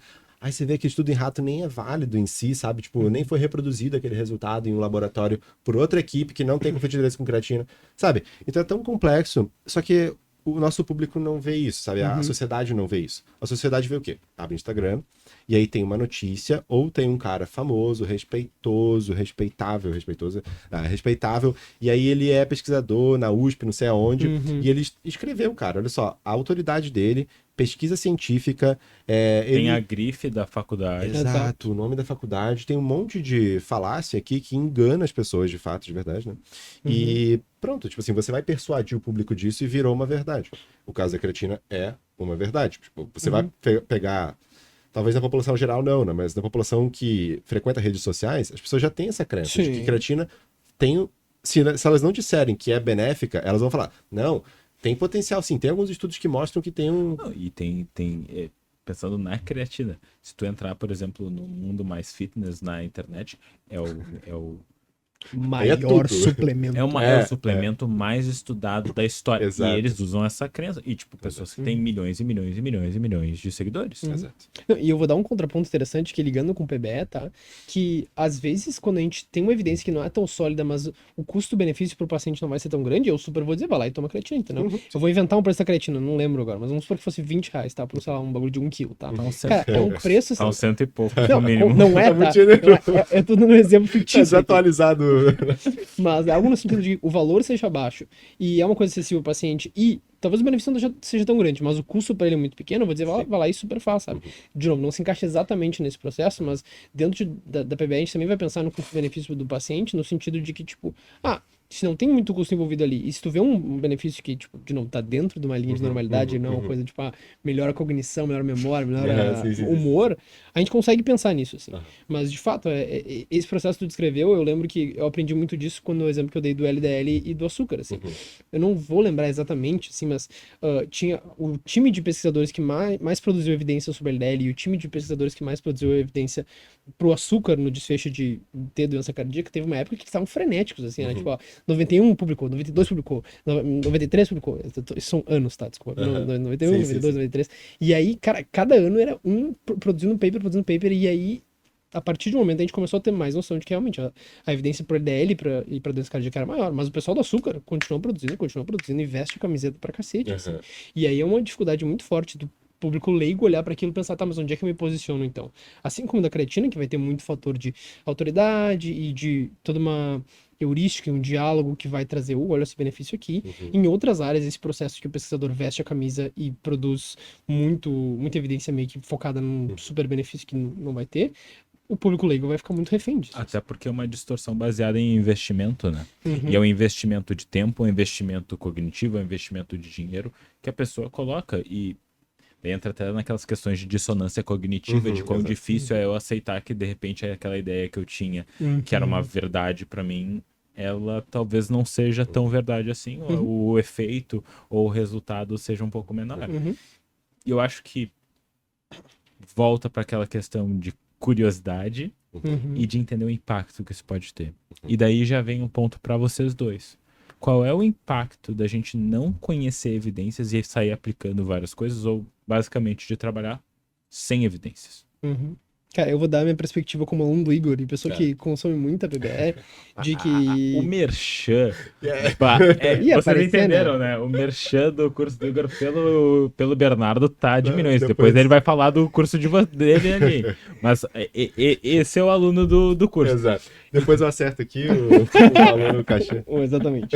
Em defesa do Igor, eu pago outros cursos de PBR e poderia falar dos outros também, que, tá? Sou um consumidor bastante empolgado por esse tipo de coisa. Tamo no top. Mas nessa perspectiva, um dos motivos que eu invisto muito na educação em PBE é porque eu não gosto de me sentir refém em termos de processos decisórios, assim. Claro, assim, ó, eu não tô dizendo que por exemplo, o psicólogo vai ter noção das evidências de cardiologia, que é um exemplo, ou vai ter noção das evidências de, sei lá, sono, ou, pensa numa área, oncologia, algo muito diferente. Eu não acho que cabe à pessoa ter noção de evidência de tudo que é área, mas cabe à pessoa ser um pouco menos refém de tá ali num limbo de, tipo, olha só, não tenho noção nenhuma de evidência, não tenho noção nenhuma do que tá rolando em termos de essa área aqui, esse desfecho de saúde, e nessa situação a gente meio que coloca a mão no fogo e tipo, olha só, eu preciso confiar nessa prescrição, preciso confiar nessa tomada de decisão, e eu, particularmente, nunca gostei de estar nessa perspectiva, então tudo que me tirava um pouco de ser refém, de, tipo, confiar em alguém que tava me escrevendo algo ali que eu olho e, tipo, não sei, mas eu não tenho o repertório para poder analisar isso, era muito importante para mim. Então, eu diria que eu sou bastante enviesado nesse processo, mas eu acho que a variável mais forte aqui é a gente fica refém, e nesse processo de ficar refém, muita coisa pode entrar. Pode entrar em gasto de dinheiro, pode entrar iatrogenia, que a gente acaba ficando pior em termos de condição de saúde do que a gente já estava, pode entrar perda de qualidade de vida no geral, pode entrar muitos fatores ali que basicamente são resolvidos não no sentido de que vou me tornar um profissional que sabe tudo sobre essa evidência, mas de que tu é uma pessoa que, dentro da prescrição que a pessoa te dá, tu consegue te colocar numa perspectiva de, tá, não sei se isso faz muito sentido para mim, entendeu? Talvez essa evidência aqui diga sobre uma população X, que tem uma idade X e que tem uma condição X, mas para mim talvez não faça tanto sentido assim. Então, esse para mim é o maior ganho, de tu não ser refém de uma situação que na área da saúde, principalmente, ser muito complicado se defender. Eu acho que, ouvindo você falar, eu acho que isso me dá muita clareza, assim, pra gente entrar na parte de você se apropriar, de fato, das informações que estão te influenciando a tomar alguma decisão, sabe? Eu acho que gira em torno disso. Eu tenho segurança para dizer que o que eu tô fazendo realmente foi a conclusão que eu consegui chegar a partir do meu processo de análise de o que tem de evidência científica disponível, o que tem de informação disponível no mundo. Tirar as próprias conclusões, né? A partir do momento que você não consegue tirar as próprias conclusões, pelo menos eu me sinto assim, né? Eu me sinto no escuro, refém. Eu me sinto, sabe, tipo, tendo que confiar cegamente em alguém. Pô, sei lá, você vai no mercado. Passa os produtos e tal. E não tá aparecendo na tela o que passou, a quantidade que passou. Dá o preço final. Aí você paga. Tipo, é isso. Tipo, eu vou confiar no preço final. Eu não sei se ela passou 5 vezes o Cheetos ou 4 vezes, eu só peguei um. Sabe, tipo, Por que eu falei de Cheetos? Eu sempre dou exemplo de Cheetos quando eu quero falar uma coisa aleatória. Eu tenho uma coisa com Cheetos. Memória afetiva. Será que é psicanálise? Cheetos é bom. Não tem muita evidência, mas... Não. Não, a evidência, ela tá no subconsciente. Existe evidência. Cheetos é bom. Exato. Verdade. É só procurar direito que tem. Ó, mas enfim, é isso, sabe? A gente tá no escuro e eu não sei por que, sabe? O que tá de fato me fazendo levar o que está me levando a essa decisão? E muitas vezes, obviamente, levar a alguma decisão vai ser, eu vou confiar nesse cara aqui que eu acho que ele deve saber porque ele é famoso, ou porque ele tem, tem títulos, ou ele é muito experiente, ou todo mundo fala bem dele, ou ele tem muito seguidor. E tudo bem, gente, a gente vai ter várias pessoas com o mesmo número de seguidores, a mesma titulação, o mesmo tempo de experiência, falando coisas diferentes. E aí, em quem você vai confiar? Sabe, quando chega no final das contas, você vai ter situações em que tudo tá igual e tem pessoas discordando. Quem é que tá certo e quem é que tá errado? Se você é um profissional da área da saúde, é bem possível que você queira saber quem é que tá certo e quem tá errado. Então, de onde é que estão vindo essas informações que essas pessoas estão usando? Se é que estão usando alguma informação, que talvez nenhum desses dois estejam certos, e daí é um terceiro que você nem conhecia, que tá correto, né? Então, acho que isso é um ponto importante, é saber de onde que vem essas informações e poder me guiar. E um outro ponto importante é você se empoderar de o que você pode comunicar para as pessoas, seja dentro do seu consultório, ou seja em rede social, ou seja dando uma entrevista, ou seja em um grupo que você tem ali de profissionais em conjunto, você está fazendo network, você está conhecendo as pessoas, você está conversando sobre práticas específicas, sobre a sua área, e eventualmente vem alguma discussão sobre evidência científica e você não tem como discutir, ou ninguém ali tem como discutir porque não sabe, e aí você poderia ser uma pessoa que se destaca, por exemplo. Daqui a pouco você vai se comunicar na rede social. Muita gente que fala comigo diretamente assim, olha só, a minha maior necessidade, o maior problema é que eu não tenho propriedade para pegar um artigo científico que saiu agora, que meus pacientes estão me perguntando, as pessoas que me seguem estão me perguntando, e dizer se é confiável ou não é confiável, porque articular, muitas vezes eu suspeito que seja uma bobagem, mas eu não sei. Eu vou terceirizar esse trabalho para você, para o Igor ali, que sabe. Mas eu quero, no fundo, ter essa capacidade de abrir um negócio e falar, olha só, Joãozinho, isso aqui, isso aqui, isso aqui. Sabe, tipo, esse foi o problema. Ou não, esse foi o ponto legal e bacana do artigo que faz com que ele seja mais confiável. Então, você conseguir comunicar para o mundo isso em situações diferentes, seja no Instagram, seja em qualquer lugar, no mundo real, com outros profissionais ou com pacientes, em outras circunstâncias. Quando você domina de onde é que vem as informações, você sabe determinar qual é a veracidade delas, sabe diferenciar o que é fake news, o que não é fake news, você tem um poder muito grande nas mãos, né? Uma arma muito grande que você pode aperfeiçoar ela, né? Você consegue melhorar a sua comunicação, na verdade, quando você domina evidência científica. Eu acho que eu vejo por aí. E eu acho que é muito importante porque isso dá poder pro clínico, mas isso dá poder para uma outra pessoa que talvez seja mais importante, que é pro paciente. Exato. Porque o paciente também, tendo conhecimento sobre isso, ele vai poder ter uma autonomia melhor sobre o seu tratamento, vai poder questionar o clínico sobre tomada de decisão. Porque é aquela velha história. Vamos imaginar que a gente tá com uma doença. Cara, honestamente, eu tô com uma doença. Eu vou pesquisar os tratamentos sobre isso. Sim. E vou realmente, assim, metodologicamente ser chato. Mas é importante, por exemplo, vou dar um exemplo de fisioterapia que aconteceu comigo. Eu jogo tênis, além de fazer crossfit, sim, faz parte de uma seita, faz parte.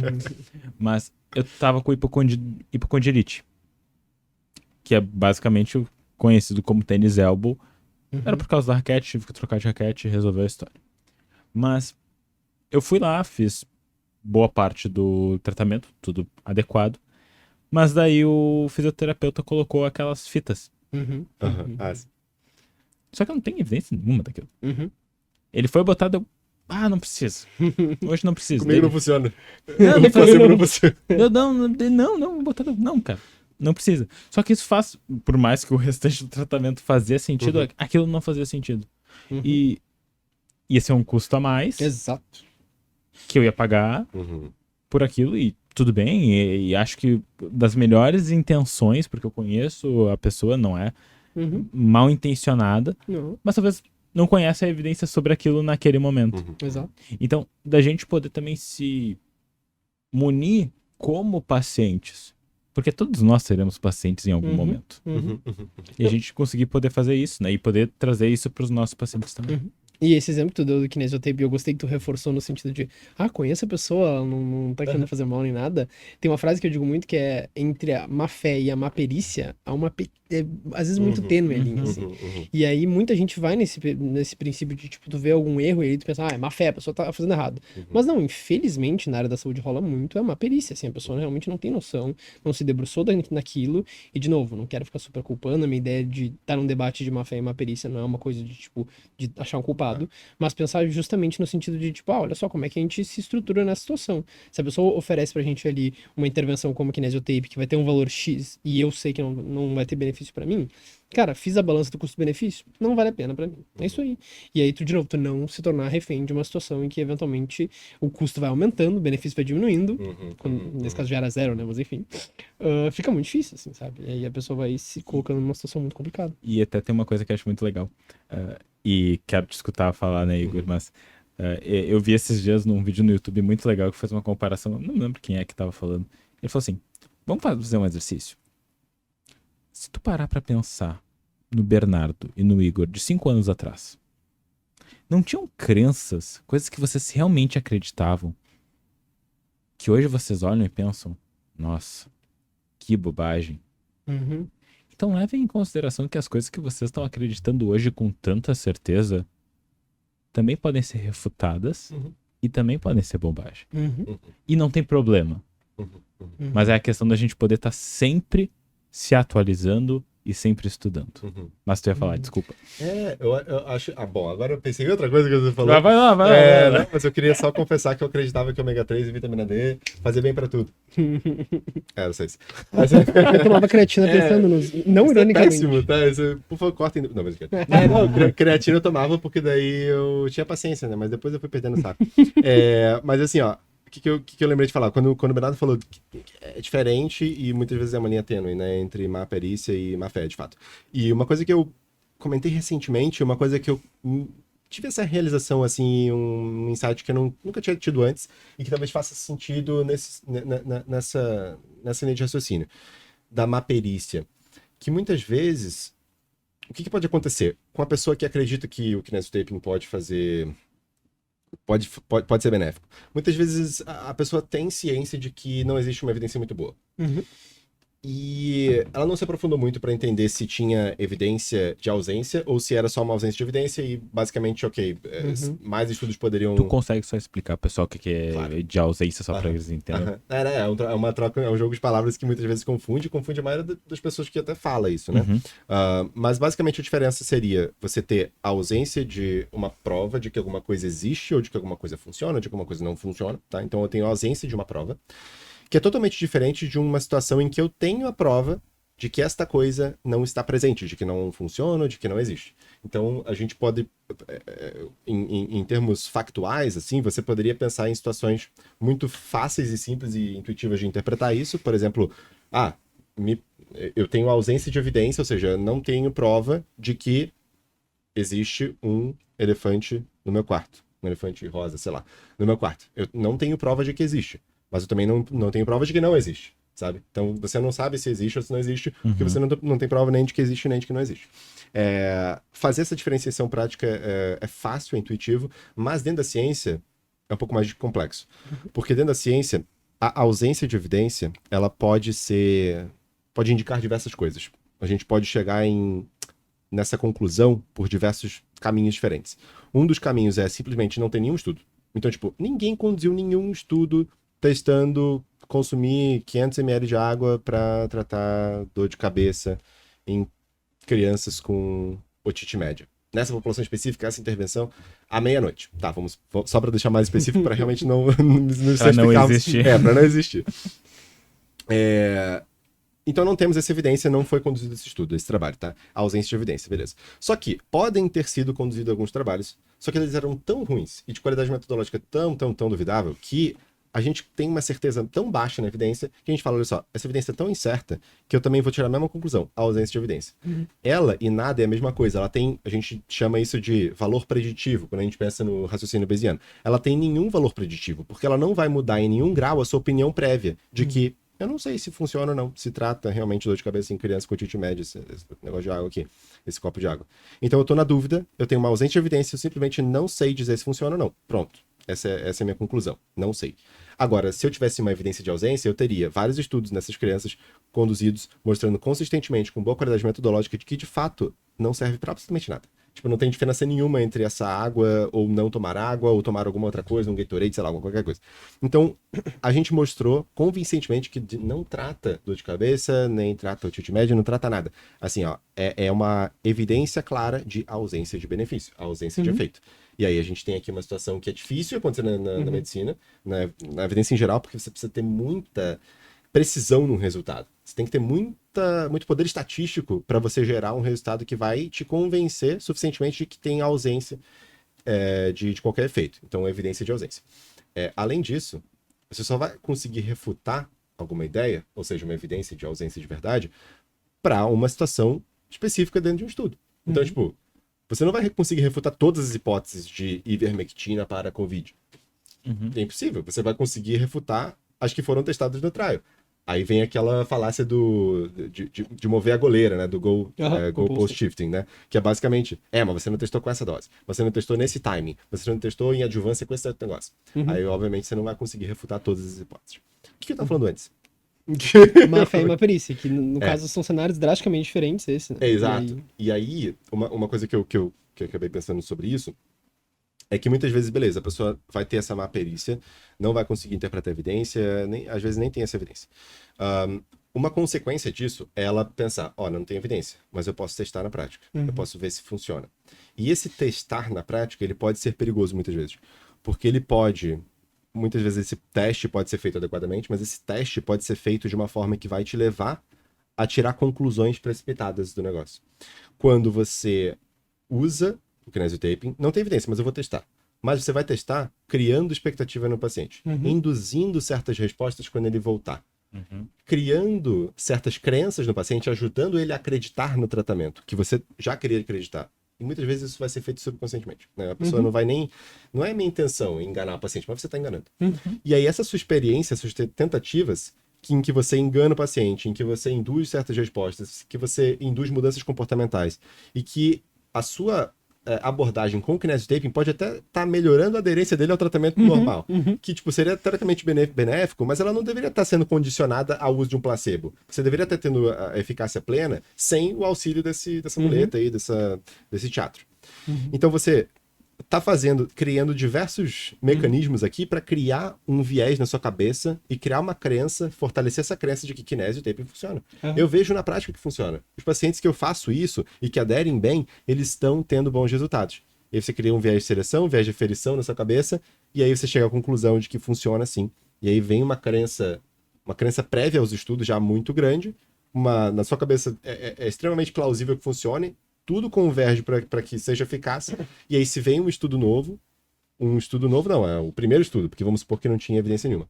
Vem um estudo mostrando que não funciona, você, cara, não, isso aí não tá errado, porque na prática eu vejo que é bem diferente. Há 20 anos que eu tô fazendo esse negócio, sabe? Tipo, você criou certos vícios cognitivos. E aí vem a questão de viés do custo afundado também, que a pessoa já tem 20 anos investindo naquilo. É um investimento, né? Exato. Porque tu tá investido naquilo e eu acho que isso é um troço tão difícil da gente conseguir medir, porque a gente tá investido nas nossas práticas. E vamos fazer eu faço, por exemplo, o meu. Cara, o pessoal me conhece que eu trabalho com terapia do esquema.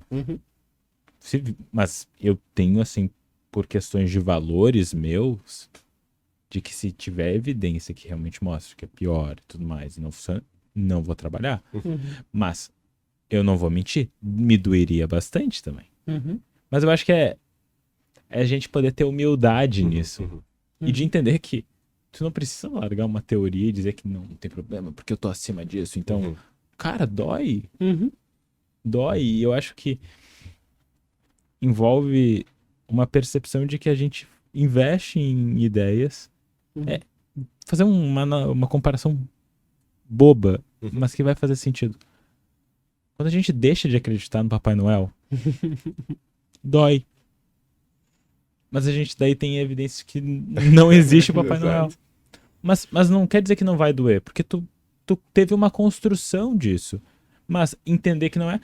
é melhor. Eu sei o que eu posso pedir pro meu pai e pra minha mãe que vai estar, de repente, mais apropriado com o que eles podem me dar. e daí talvez o desfecho seja melhor. É uma comparação bobinha? É uma comparação bobinha, mas que eu acho que faz sentido. Faz muito sentido. E a gente tá indo mais pro final aqui do nosso papo, acho que a gente poderia ficar horas Com certeza. aqui. Mas tem um mito que eu acho que, assim, dentro de pesquisa e dentro de artigos, que eu acho que eu queria ouvir de vocês, eu acho que pro público em geral é legal de ouvir. É que tem uma afirmação que fala, principalmente em campos de saúde, que diz que a pesquisa, ela não reflete o mundo real. Isso é verdade? Ou é uma visão reducionista das pesquisas? O que você acha? Vamos Sua lá. opinião. Eu sei que é uma pergunta bem É complexa. e com muita coisa aí Aham, dentro, aham. mas igual. Assim, ó, dá pra pensar numa escala mais macro, e eu vou deixar isso pro Igor, assim, eu vou pensar numa escala mais micro, tipo, super específica, assim. De que qualquer intervenção que a gente pensar, a gente, dentro do desenho do estudo, vai vir uma pergunta de pesquisa que, teoricamente, vai estar alinhada com a pergunta Picot, né? Que é tipo de população, intervenção, comparador, desfecho e o tempo. E aí, uma dessas variáveis é da população.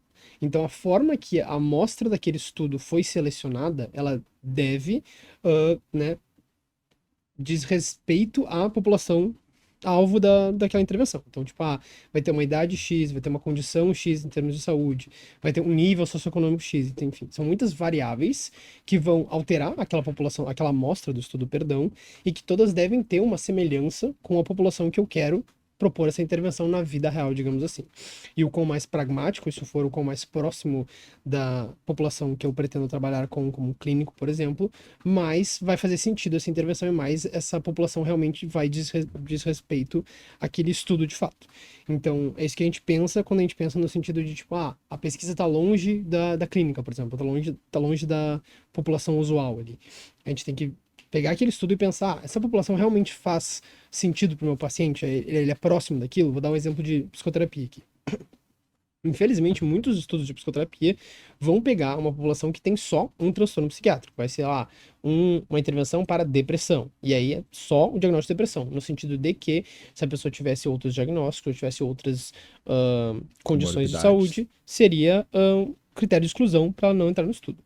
Então, na vida real, muito incomum, certo? Eu nem de cabeça pensando nos meus pacientes tem só um diagnóstico. A gente volta para aquela velha história, né? E daí a gente. Isso é uma outra discussão que a gente poderia fazer, uma questão de conversa sobre análise de rede em transtornos psiquiátricos e se tem tanta comorbidade, será que realmente a gente está avaliando da forma correta? Para um próximo podcast. Mas comorbidade é regra. E aí, com mais aquele estudo vai ter validade interna, ou seja, aquelas variáveis do estudo vão ter uma coesão entre si para garantir que tem uma qualidade metodológica. Parte desse pressuposto vai ser de pegar uma amostra bem fechadinha. E essa amostra bem fechadinha, muitas vezes vai ter bastante diferença do paciente que chega na clínica comigo.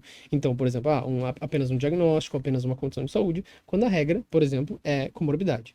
Então, pensando em cada estudo, é assim que eu me sento e me debruço e penso, tá, será que esse estudo realmente está distante do meu paciente? De novo, em psicoterapia, é difícil. Eles realmente tem que fazer um critério de exclusão bem fechadinho, assim, essa questão do pragmatismo e tornar bem pragmático para próximo do paciente de clínica é difícil. Mas tem outras áreas de saúde que não tem tanto desse mal da psicoterapia, digamos assim, e aí se aproxima mais. Mas isso, de novo, numa perspectiva de tu sentar no estudo e pensar, olha só, vamos pensar se essa amostra aqui diz respeito à população que eu atendo. E aí tu vai ter que ficar de olho nessas variáveis. Mas uma prescrição genérica de que, olha só, pesquisa e a população, sei lá, usual ali que tá em tratamento comigo são drasticamente diferentes, eu acho que é meio uma fé, assim, e não é muito honesta com essa análise que tu vai fazer de estudo em estudo. Mas, de novo, talvez tenha uma visão mais macro que se possa ter uma visão mais envolvendo como é que a gente pensa em populações de estudo e como é que, em média, eles são, mas o crivo principal que eu faço normalmente é nessa perspectiva. Assim. Não, eu acho muito, muito bom esse tipo de raciocínio. E isso que você comentou agora no final, acho que é super importante, né? Muitas vezes os críticos, eles tentam invalidar os achados de um estudo ou a aplicabilidade dos achados de um estudo com base na especificidade dos critérios de seleção, sabe? E aí eu fico pensando, tá, tudo bem, você está me dizendo que essa amostra desse estudo científico ela é muito restrita e porque o seu paciente, em média, geralmente ele não vai ser reflexo dessa média e desses pacientes ali, por causa dos critérios de inclusão, você não acredita que seja útil esse dado, ele não seja aplicável em nenhum sentido. O que você me sugere? A minha experiência prática, né? Porque, sabe, a sua alternativa é a um estudo bem conduzido, só que tem critérios de inclusão específicos, né? E aí você tem ali uma amostra mais restrita. A sua alternativa é não usar um dado de um estudo desse e usar o que você observa na vida real. Tipo, você prefere uma amostra totalmente enviesada, com viés de seleção, viés de aferição, que você não consegue mensurar nada, você não guarda um Excel sistemático de todas as pessoas, livre de viés, que alguém aferiu as coisas para você não enviesar as respostas das pessoas e tal, e você não cria esse database, sabe? Assim, você tá realmente deixando a sua mente te enganar. Então, a alternativa, muitas vezes, não faz sentido. Um outro ponto que é muito comum é a pessoa pensar que cada pessoa é única.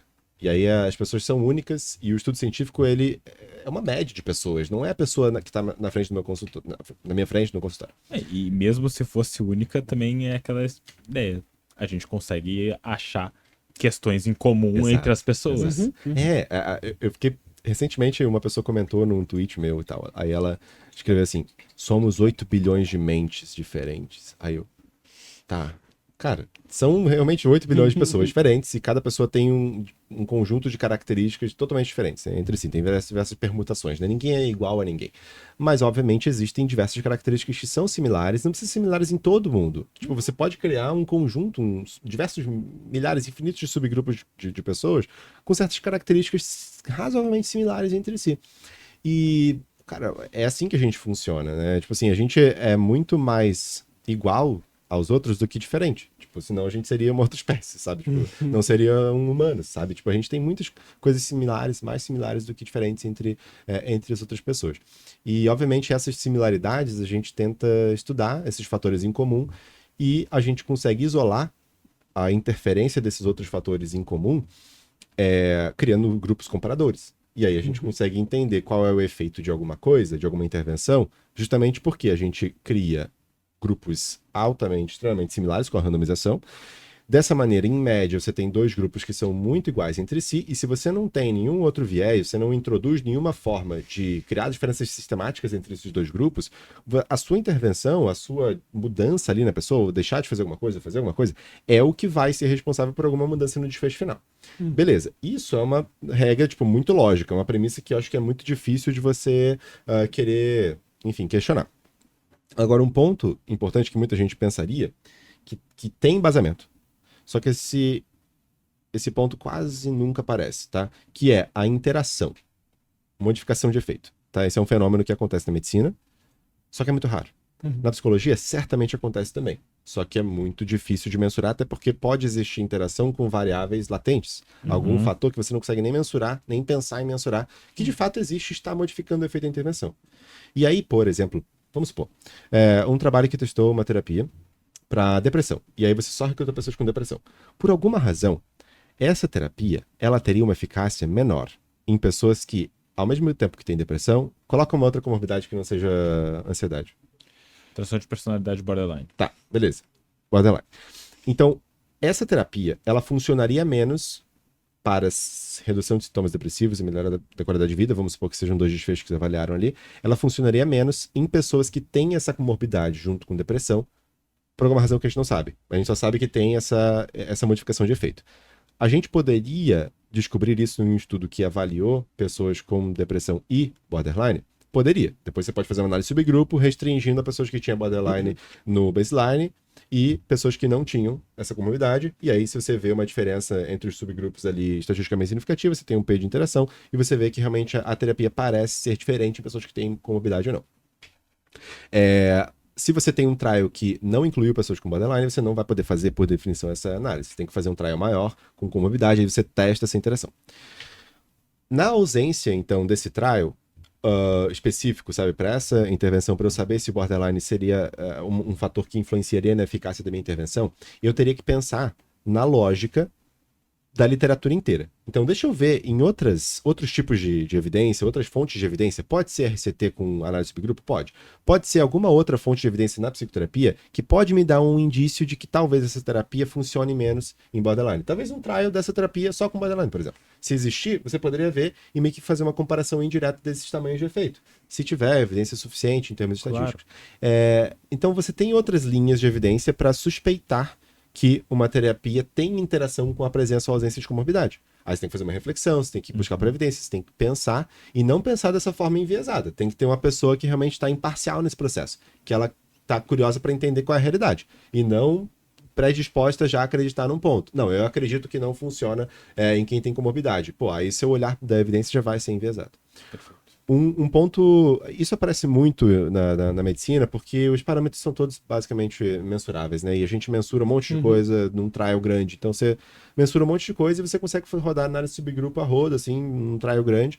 Por exemplo, recentemente a gente teve um trial de vitamina D para eventos cardiovasculares.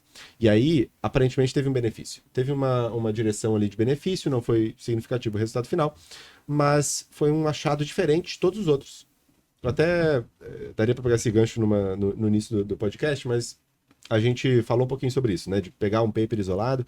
Na verdade, um paper isolado ele não vai mostrar tudo, tem que olhar para a evidência inteira. Então, se alguém pega esse paper isolado da vitamina D, que mostrou um benefício para eventos cardiovasculares, uma redução, e quer extrapolar isso para uma prática clínica, ela vai ter que ignorar a evidência de outros 27 trials que não mostraram redução de mortalidade com vitamina D, e é uma situação que a gente tem evidência de ausência. Tipo, o intervalo de confiança curtíssimo, e ele tá ali, ó, na nulidade. É tipo assim, não tem como, só se você me trouxer uma evidência muito, muito, muito superior e um argumento muito forte para me dizer que vitamina D, ela realmente funciona e que todos esses outros estudos não, eles estão errados por alguma razão. E, cara, não vai ter essa razão. A gente não tem nenhuma possibilidade desse argumento fazer sentido. Nesse trial, eles rodaram algumas análises de subgrupo. E eles viram lá que tinha um sinal de diferença no efeito da vitamina D, dependendo se a pessoa estava recebendo estatina ou não. Então, statin, yes. Daí era tipo o subgrupo lá, uso de estatina, statin não uso de estatina. Aí lá, vitamina D, não tinha nada, o efeito meio que nulo em pessoas que não usavam. Em pessoas que usavam vitamina D, a análise estava mostrando aqui um benefício. A gente poderia pensar que a estatina tem alguma interação com vitamina D. Ou a vitamina D potencializa o efeito da estatina, ou a estatina, sendo usada, ela permite com que a vitamina D seja útil de alguma maneira. Ou até a vitamina D poderia reduzir um dano da estatina, porque a estatina, por um caminho, pode causar benefício, por outro caminho, pode causar malefício, a vitamina D seria benéfica atenuando o malefício da vitamina da estatina. Isso seria uma interação. Esse estudo não tem poder estatístico para confirmar interação, tá? Esse resultado era totalmente impreciso, mas seria um caso que a gente poderia pensar que poderia existir interação. A gente só tem que ver agora se plausibilidade biológica tem. Tipo, tem algum estudo mostrando que tem algum tipo de interação entre vitamina D e estatina? Vamos ter que ir além desse artigo. Não é só olhar para essa análise. Tem, só para finalizar essa longa linha de raciocínio, né? Tem exemplos, só para não ficar incompleto. Tem exemplos na medicina de interação, né? Não é um negócio que nunca acontece. Para uma vacina da dengue, que a gente tinha aprovado em 2015 aqui no Brasil, a gente viu isso e era uma interação ruim. A gente deu vacina para todo mundo, achando que era benéfico, tinha evidência de eficácia, 60% de redução em hospitalização por dengue. E depois de aplicar essa vacina em larga escala, a gente começou a ver que muita gente começou a ter dengue grave, mais do que o normal. Então, tipo, foi um sinal de malefício aqui, vamos ver o que está acontecendo. E depois, analisando, eles viram que quem era soronegativo, ou seja, quem nunca teve dengue, ou, enfim, teve dengue há muito tempo atrás, então já estava soronegativo, não tinha proteção nenhuma, quem era soronegativo tinha um risco maior, ao receber a vacina, de ter uma dengue grave por antibody enhancement. Então você tem uma resposta do sistema imune muito mais exacerbada, porque você meio que preparou o sistema imune para te dar uma resposta ruim. E quem era soropositivo não tinha essa dengue grave. E a gente encontrou, depois de um tempo, então, essa interação. Tipo, quem era dengue naive tava se dando mal com a vacina e aí mudou a bula e tudo mais. Então a gente encontrou uma interação na medicina. Uma das poucas situações em que uma interação foi enxergada. É possível que em outras áreas a gente tenha interações e que a gente simplesmente não consegue medir. Não, e eu acho que é ótimo quando vocês falam isso, porque isso dá a dimensão da complexidade, que é a gente fazer afirmações que muitas vezes a gente faz de forma leviana e existe muito método aí por detrás. E a gente precisa conhecer um pouco mais desse método. Eu acho que vocês pincelaram, e eu tenho certeza que quem nos acompanhou até agora, com certeza tá com a cabeça fritando um pouquinho sobre isso, e que bom que esteja, Sim. porque, de novo, tudo isso é possível ser aprendido, dá para aprender. Então, e isso vai implementar a prática clínica de vocês, e se vocês forem pacientes, vai implementar a discussão também com os clínicos de vocês, seja psicólogo, nutricionista, físio, médico, e assim por diante. Pessoal, chegando aqui no final, quase como pergunta de final de terapia e cognitivo comportamental. Qual a mensagem que vocês gostariam de passar pro pessoal que ficou aqui até o final, assim? Quase como fazendo um resumo aqui do que a gente falou hoje. Peraí. Bom, a gente deu uma passada muito boa em muitas variáveis que não só explicam o que é a prática baseada em evidências, mas muitas coisas que aparecem ali no sentido de são componentes da PBE, mas às vezes não são tão falados. A gente falou ali de desfechos na área de saúde, de evidência no geral, como é que qualifica uma boa evidência ou não. E eu dei o meu enfoque pessoal de que eu acho que uma das maiores ganhos que um profissional tem com o PBE, e de qualquer pessoa mesmo, não tem a ver especificamente com profissão, é de se tornar menos refém, porque infelizmente quando a gente não tem noção de evidência científica, a gente fica muito refém do que está sendo prescrito a nós, do que está sendo dito a nós, do que está sendo imposto a nós em muitas situações. Então, ter um aumento na nossa tomada de decisão, no sentido do que a gente pode fazer, o que a gente deveria poder agir nessa situação, acho que é um ganho muito bom. E, no geral, de metodologia científica, assim, e de poder ter uma maior agência sobre o que a gente consome, assim, que eu acho que também é uma coisa muito importante. Eu iria muito na linha do que o Léo trouxe no podcast em algumas vezes aqui, né, nesse episódio, que é instigar a curiosidade. Tipo, eu realmente acho que é muito valioso em todas as áreas da vida você realmente ser curioso, se perguntar o porquê das coisas, questionar. E não é questionar os outros no sentido de ser o chato que duvida de tudo, sabe? Opositor. Mas sim, exato, não é ser do contra, mas sim querer entender de onde é que vem isso. Por que você está dizendo isso? Qual é a fonte dessa sua afirmação? Por que você acredita nessa ideia? Por que você acredita tanto nessa hipótese? Você já pensou em pensar no oposto? Sabe, se habituar, se acostumar a fazer questionamentos, e não só para os outros, tipo, fazer questionamentos para si próprio, sabe? Por que eu tô acreditando nisso? Por que eu defendo isso? Por que eu faço isso, sabe? Eu acho que isso é super importante, se habituar a fazer questionamentos. Eu pensaria por esse caminho. Perfeito, perfeito. E pessoal, como última pergunta, como eu faço para todos os meus convidados, faço a pergunta para vocês agora. Se o Bernardo e se o Igor, criança, adolescente, estivesse assistindo o podcast aqui hoje, o que vocês falariam para ele? Cada um, o que vocês falariam? E de novo, zero viés teórico, mas muito mais a gente poder pensar em desenvolvimento e de onde vocês estão e de onde vocês já estiveram.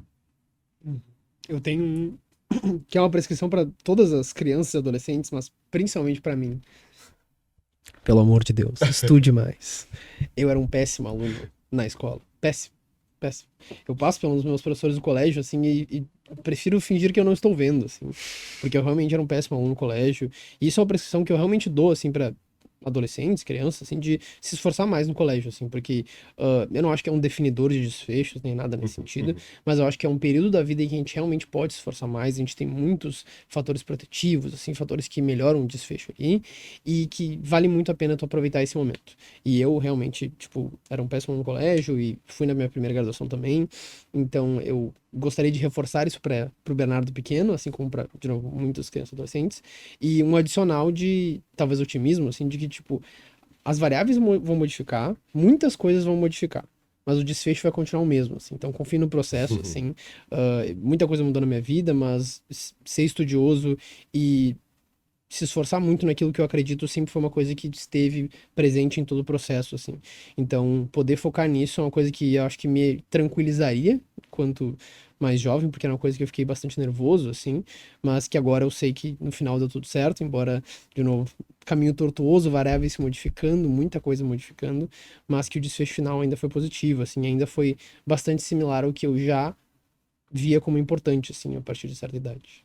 Perfeito. Nossa, eu consigo. Faz muito sentido o que o Bernardo falou. E eu diria que estudar mais também, tipo, com certeza. Eu sempre fui um aluno muito. Só ia pra escola pra brincar e comer lanche, e era isso, e fazer. A educação física eu adorava. Realmente faria uma diferença muito grande, provavelmente.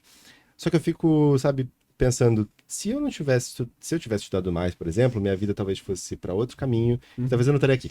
E, sabe, eu fico pensando, seria meio que contraditório, porque eu gosto muito de estar aqui onde eu tô, e eu gosto da vida que eu vim tendo, ela não é perfeita, ninguém tem a vida perfeita, mas eu diria só que eu não mudaria nada no passado, mas se eu fosse realmente dar um conselho, assumindo que isso não fosse mudar nada daí pra frente, exato, foram várias suposições. Muito Né? A gente já tá falando do efeito bootstrap aqui, mas Exato. tudo bem.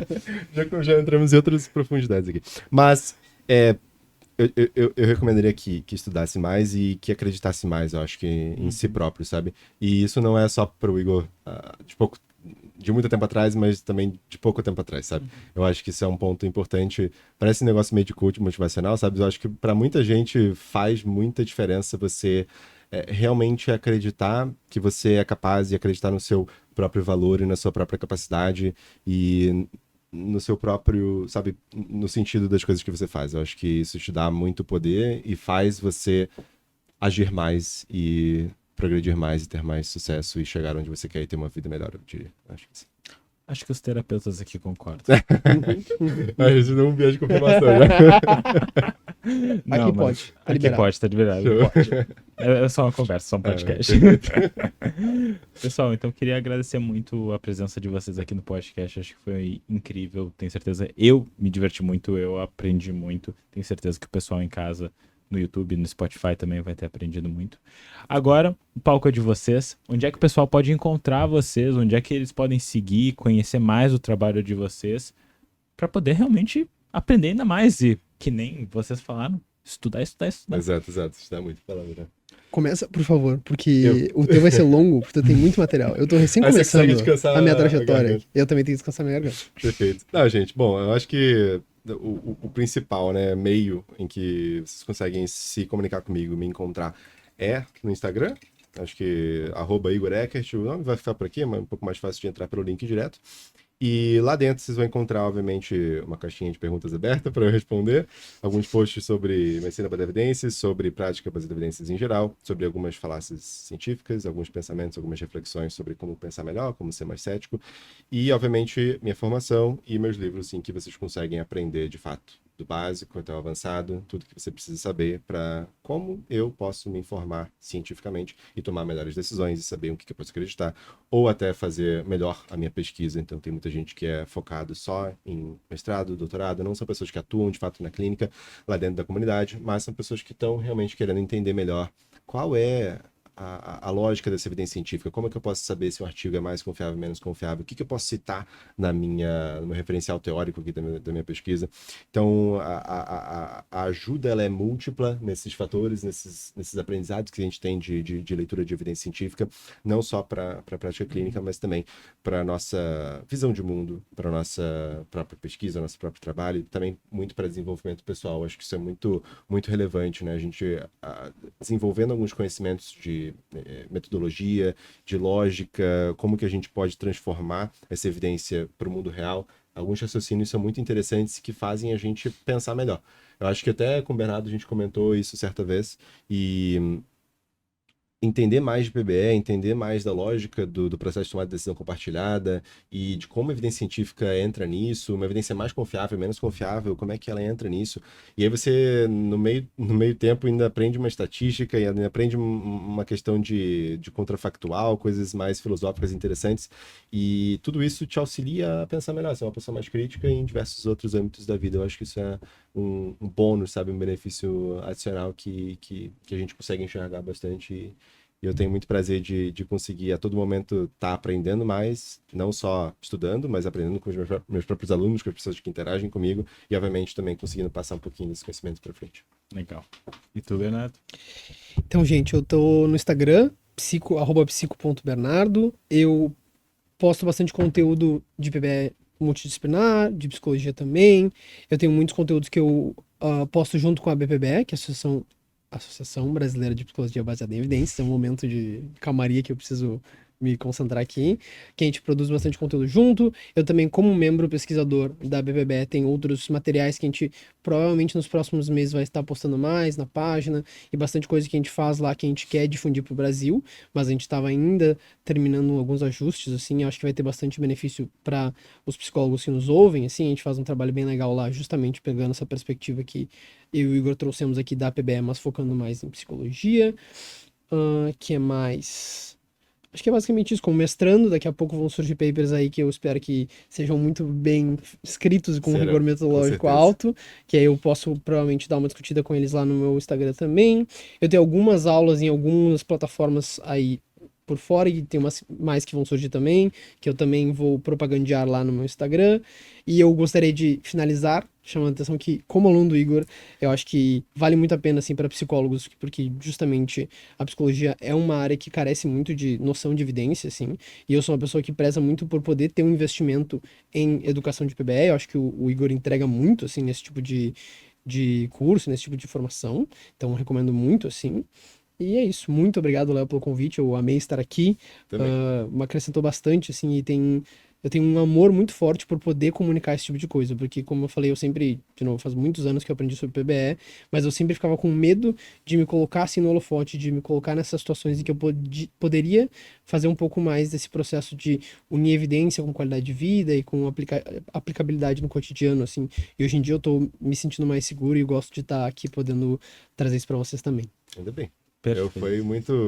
Foi um prazer muito grande. Eu agradeci no início, vou agradecer no final também, mas realmente o convite foi muito especial. Eu acho que ter essa possibilidade de a gente conversar e disseminar mais essa informação, sabe? Esse tipo de conversa que, em alguns aspectos, ela é um pouco mais superficial, em alguns aspectos ela vai indo um pouco mais profundo, e eu acho que certamente agregou e vai agregar muito em quem estiver assistindo, e muito feliz pelo convite. Eu agradeço demais. Eu agradeço vocês dois. Pessoal, por favor, entre em contato com o Igor, com o Bernardo. E, Bernardo, tu tem muita qualidade, cara. Eu acho que, sim, Com certeza. o Igor é um cara muito bem quisto, e te agradeço, mas eu quero só te lembrar, porque quando tu me fala isso, a minha vem pra mim, assim, de te lembrar. Cara, tu é um baita, cara. E tu tem muito conteúdo. E com certeza o pessoal vai aprender muito contigo. Não Muito esquece legal. disso, tá? Muito Pessoal, feliz. muito obrigado por terem assistido mais um episódio do Lendo Mendes. Igor, Bernardo, vocês Valeu, são os gente. caras. E se vocês querem de novo o Igor e o Bernardo, vocês já sabem o que devem fazer. Comentem muito no vídeo, comentem muito no Spotify, que a gente chama eles de novo. Um abração e até a próxima, gente.